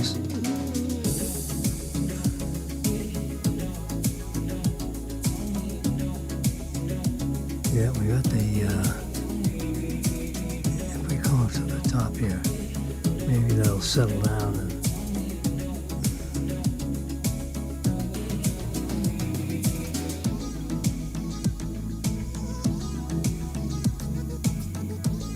that's not how this page was formatted to begin with. I don't know what these big apples are. It's probably a graphic.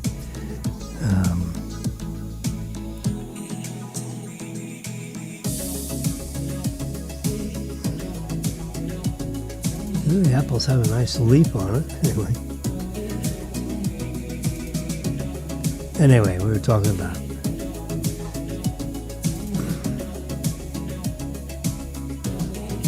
this vehicle right here, Robotaxi. Are they all going to have a door like that? I think they've carefully engineered that door, and I think that's the way it's going to be. Because it opens up in tight spaces, because it's more up than it is out. Whereas a typical door in a car, you open it out. So you need 2.5 feet worth of room on the side, on each side of your car, just to get out of the car. Where this thing goes out and up, only needs 18 inches. Well, that's half the amount of room that you need on each side of your car just to get in and out. And in tight streets in Europe, and it can be tight parking spaces in the United States, that was very carefully engineered. And it has a latching mechanism and, motor autonomous nature about it. So you get in and the door shuts. Keep your fingers and your toes in.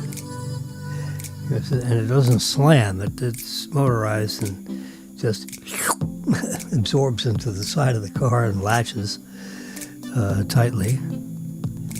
So you won't fall out of there. The trunk is electronic, so it opens up at your demand. Put your baggage in the back and get in the front. There's no steering wheel, there are no pedals. You just sit down and you've already told it where you want to go. And that's why the car showed up in front of you. So you come out of the shopping center, you ride hail Robotaxi, Robocab.com, and book a ride. Yep. It's not complicated. And they'll get, let's say 50 cents a mile. Right now, Uber is charging, a couple of dollars a mile. Well, Robotaxi can do it for 50 or 60 cents a mile because there's no driver. And because the vehicle is electric, it doesn't require much service other than tires. The battery lasts for 8 years. The tires will last for, 50,000 miles. So the only thing you gotta do is, pay for electricity and put money in reserve for fresh tires. Let's say every 30,000 miles, just being generous.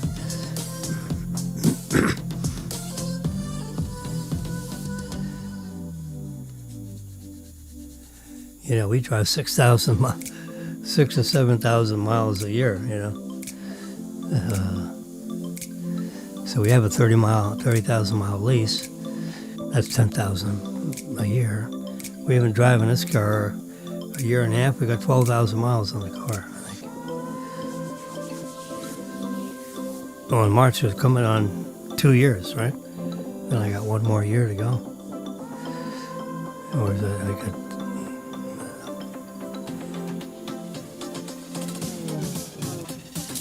I'm coming on a year and a half. When I get to March, which is in a couple of months, it would be at 2 years.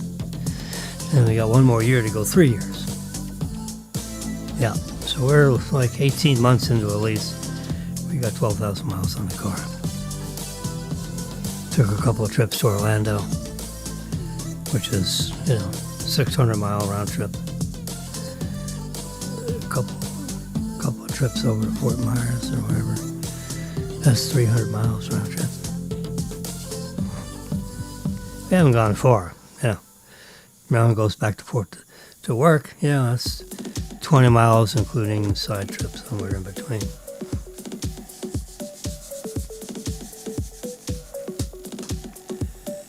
All right.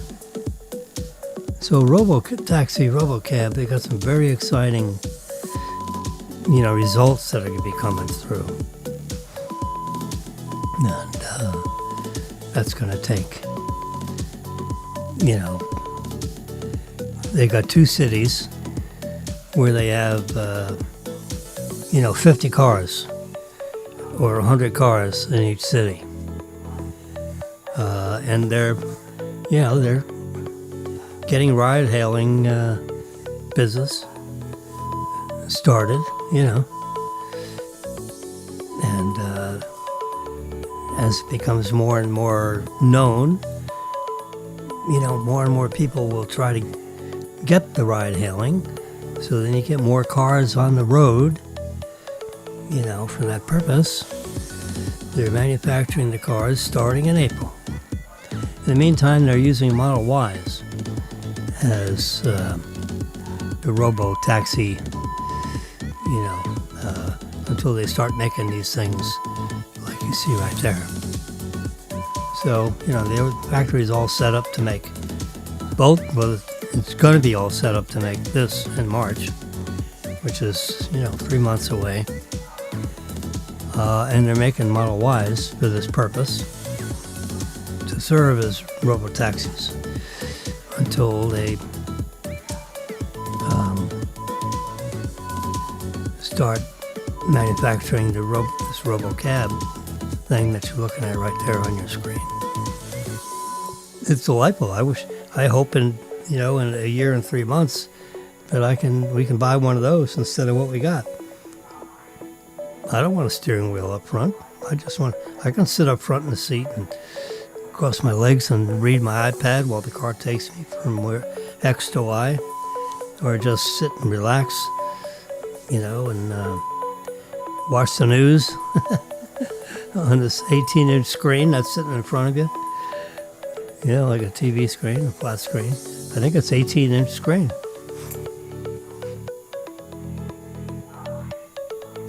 And it's got a map, this and that. You can watch the news, watch the map and the news. Well, it takes you to the movie theater. And then it will park itself while you go in there and watch the theater, watch the movie. If you own it. Or you can just take the cab to get there. I'd like to own it myself. And if you own it, then you can put it in the pool to let it robo-taxi when you're not using it.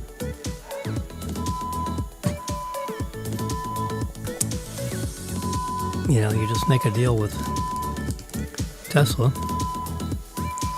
to put the car in the fleet, if you will. They'll keep 30% of the return. You get 70% of the return, since you made the capital investment, and since they're going to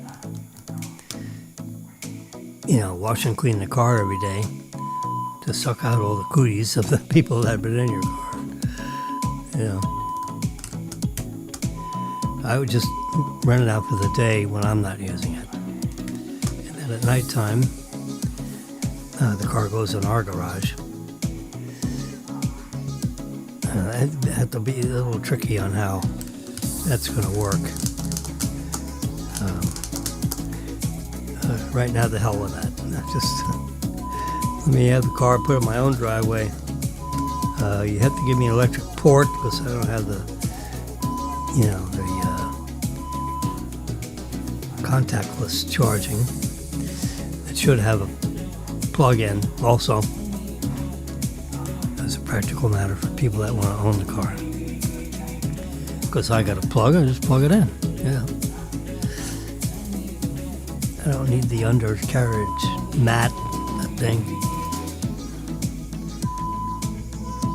If it bolts down, I guess that's fine.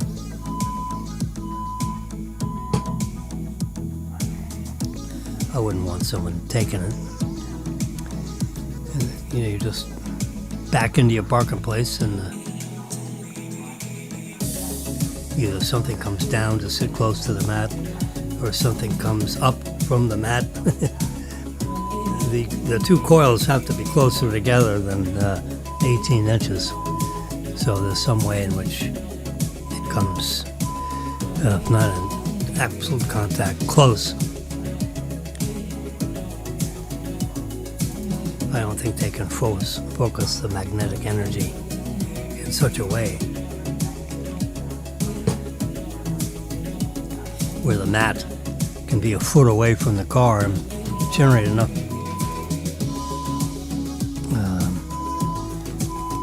electrical energy to hit the coil that's in the car. When you're talking about 50 amps worth of,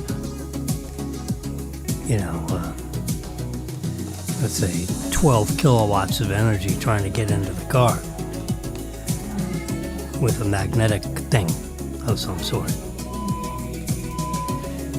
For some reason or other, our alarm has been going on and off for the last hour. I don't remember getting any notice that they would be testing the alarm system all afternoon. The cat's going crazy. Oh, there's my cat. Thought I heard a meowing going on here. The cat says, "What's going on?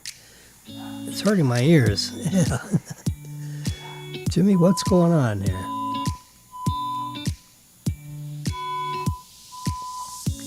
Yeah. Yeah.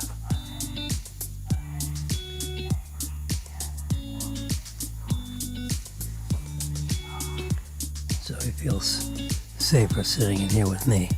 Well, I'm chit-chatting with you guys. I got my right arm down here servicing the cat. Well, this alarm is making him crazy. Oh, yeah.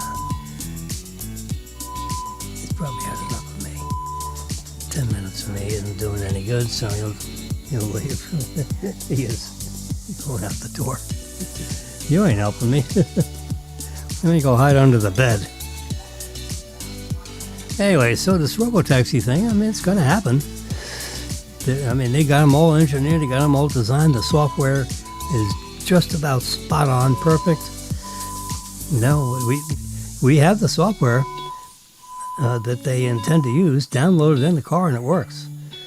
Now, it's not declared full self-driving from a regulatory standpoint. And it probably has a few more tweaks to be done until it's equivalent to the software requirements of the robotaxi, where no one has to even be in the car to drive all over the place, which is happening right now in Austin, Texas. So they do have a more advanced version of the software operating in Model Ys right now in Austin, Texas, and in Southern California. And they have several hundred cars driving around in those two markets. they're hiring right now people for South Florida. They're hiring people, I think, in Dallas, Texas. I heard rumors that they were hiring people in New York City to operate the cabs. And, they'll operate them in those markets. And when the regulatory people in those jurisdictions give their approval, then they'll load up the markets with a whole bunch of these robo-taxis, and they're off, they're off to the business. But that hasn't happened yet. Now, it's just about happened. Well, I think it has happened in Austin, Texas, and Southern California. And they're going to be expanding the geofencing, if you will, of the market. And they keep adding more Model Ys, putting them into service. I don't think they have 1,000 cars. I think they got like several hundred cars in both markets. And that will grow over the next forward months. So it's going to take a while to hit these major markets with vehicles, and it takes a while for everyone to get used to it, and all the the governors and the city councils, and you got all these cities and counties, they have to approve all this stuff. Now once they actually see it working in a test market, in South Florida, let's say Orlando, Disney, which is easy to do because all those streets are relatively new. They're all flat. They're all beautiful paving and painting and of the lines and so forth. So it's not hard to navigate around Orlando at all. A lot of traffic, but that's okay. The car's got, cameras and painting, pointing in all kinds of directions. So the biggest problem everybody has when you're driving is making a left turn, because you cross traffic and you have to post proper watch. And if everyone behaves through an intersection with the red and green lights, the car progresses carefully out when it's a green arrow. If there is a green arrow. Some turns, you turn when you can. So the computing system has to watch in, all the directions to make sure it can shoot across traffic or shoot across the line of no traffic. Let's stay within the lines of the turn. We drove to Orlando. It made all the left and right hand turns beautifully. I just put in the address of the hotel, 190 miles away, and boom, it took us right to the front lobby of the hotel. And, I got my hands, out this way, just like you see in all the write-ups if you've been paying attention to this topic. And when we came back, I did the same thing. I said, go home, it's got a home button right on the map, home and work. And you program in where home and work is, and it went home. Took us right to the back entrance to the garage. And now I understand you can extend that into, your parking lot, and it'll go around, and go to spot number 266.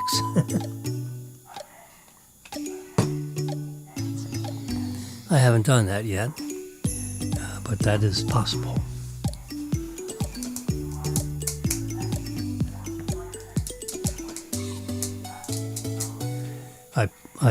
When we were in the garage, I turned on the full self-driving, and it went around the garage, and it was getting ready to park in the space but someone came in the other direction, so I just disengaged and said, Marilyn, I'll just park this myself.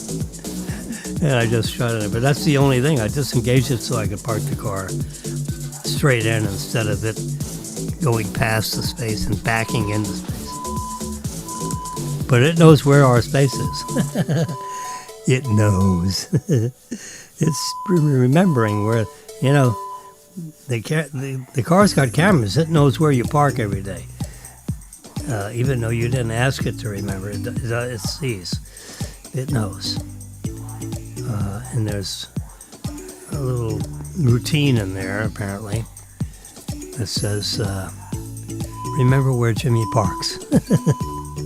Because every time he goes in his garage, he parks in that same spot.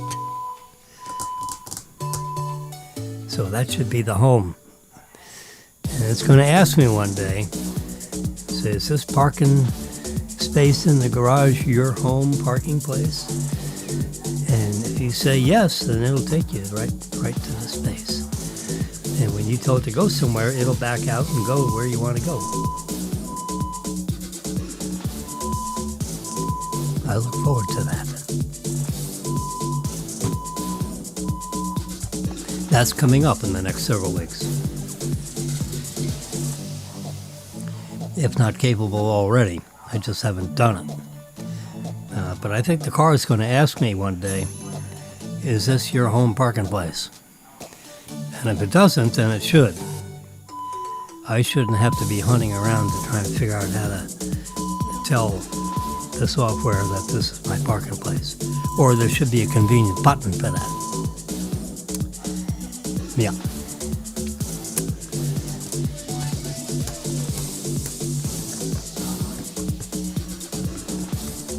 But it's, all this stuff is very, very close to being reality.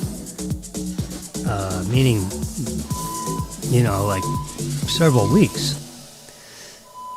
I would imagine, by mid-February, this software is going to have a ribbon around it and say this is a done deal now.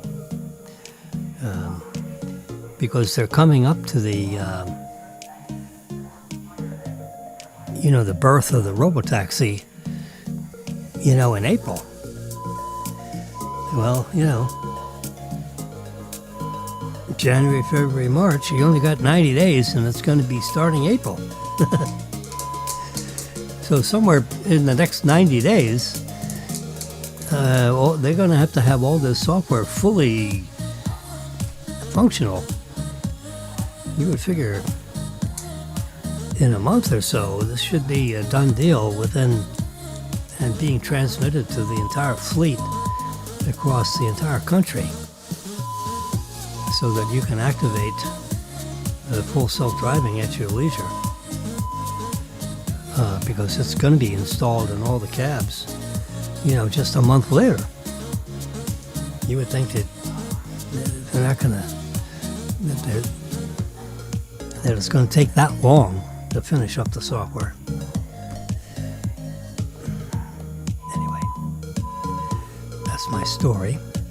Let's see, did I save this picture? Let's take a look. Oh, this is the picture. All I have to do is hit the arrow, the check mark. It is now in inventory in my, let's hit the, there we go, that made it a little more exciting. Let's see if we can turn up the brilliance a little bit. Yeah, there we go.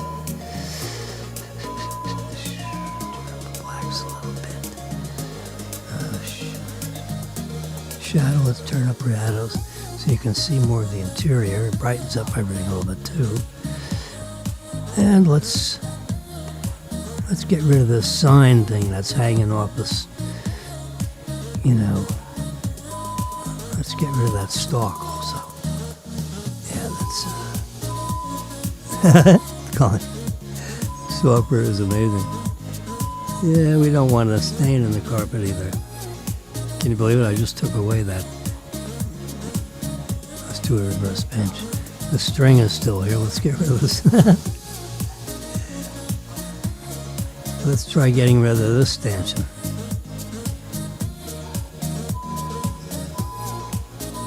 This is Apple software. Gone. Yeah, do you like it, folks? There we go. No strings attached. Now we got to go along here and get rid of this string. We'll stop right there. Gone. Now I can continue getting rid of this. I'm just going, oops. Going along here, getting rid of this rope. Can you believe it? This is the Apple software. You're watching this in live. We have now gotten rid of the stanchions and the rope.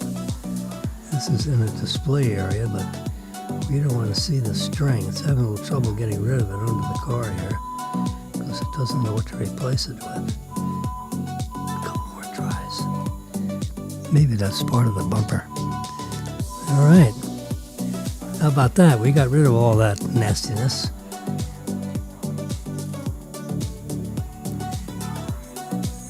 Let's see what's going on here.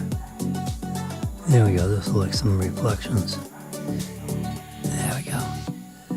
Not bad, huh? Let's get rid of this corner and the seam in the roof, in the wall. Some weird stuff there. Can I do it? Attention, attention. We have a disturbance in the building. Yeah, you guys are... All right. We can't get rid of the wall. Oh, yeah, we can. Crop. We'll crop it out. Wall's gone. Come up here a little bit more. There we go. Now we don't have a wall there. Check mark. We're done. Very nice, huh? We got rid of the stanchion. We can see the whole car.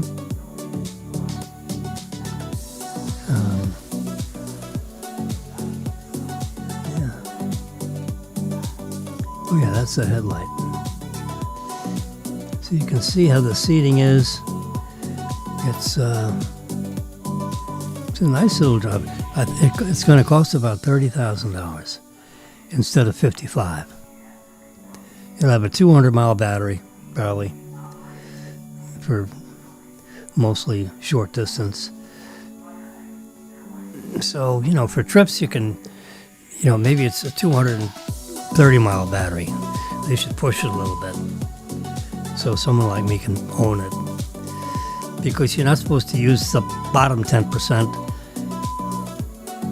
So you only get 90% of 230 miles. It means if they got a 230-mile battery, you're only going to get 200 miles. Because you can't run this down to zero, or you shouldn't. And so when you get to the destination, you got to have it charged unless they have plugs at your destination. Tesla plugs. Superchargers. They have them everywhere. Yeah. The car will take you right to this plug-in spot. That's another reason why they're going to have to, if they're going to sell the car to somebody, they got to provide the plug. And my suggestion is they put it in the middle of the back of the car. And so you don't have to back in. I don't like this backing in business, personally. It's easier to back out than it is to back in, for some reason or other. You got to turn your head around backwards. Now, you got the self-driving crap, so the car can back in itself. That's true. And so we'll just have the car back in itself when it gets to the... It's actually... Because of the computer, it knows which parking spots are open for charging. When when you come into a full self-driving, when you come into a Tesla superstation that has all these chargers, vertically mounted, in the cement, so to speak. And when you pull into that area, it knows which bays are available, and it'll just back into an empty one. And then you get out of the car and plug it in. Yeah, hey, I got my second cat here, wondering what's going on with all the noise. Come on over here. There you go. Yeah. So I got the little squeaker here saying, what is going on here? I don't like all this noise. Yeah. Sorry. All right. What else can I tell you about? Let's go to the photo album. Get rid of RoboCab. That was pretty cool.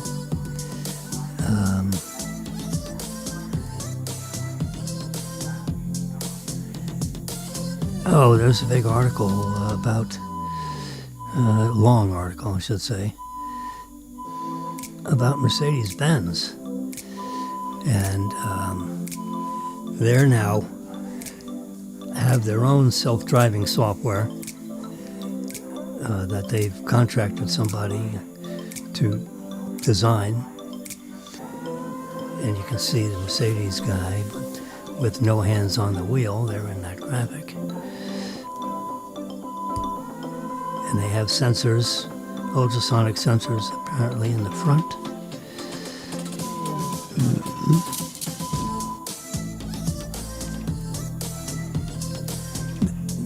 They've agreed unanimously to use the charging port designed by Tesla. How about that? Just about all the car makers are being built this year with the Tesla charging port. Those cars that are electric, of course. So they're talking about the self-driving software and it driving around the streets of Boston or wherever this car is.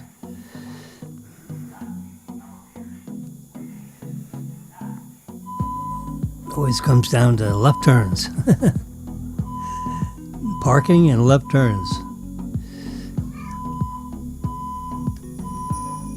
There we go.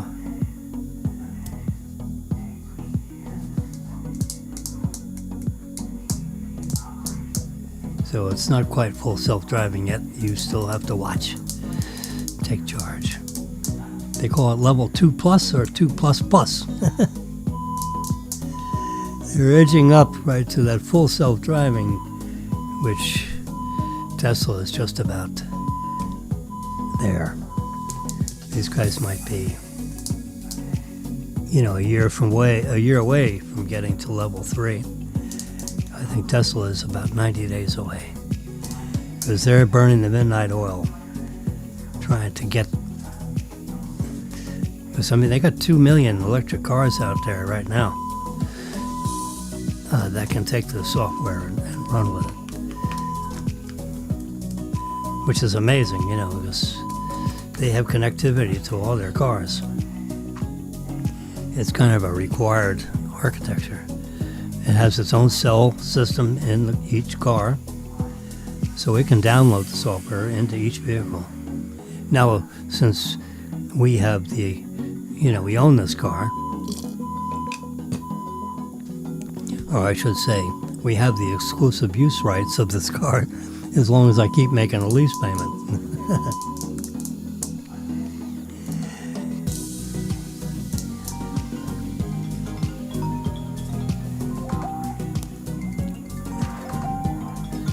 Bye-bye.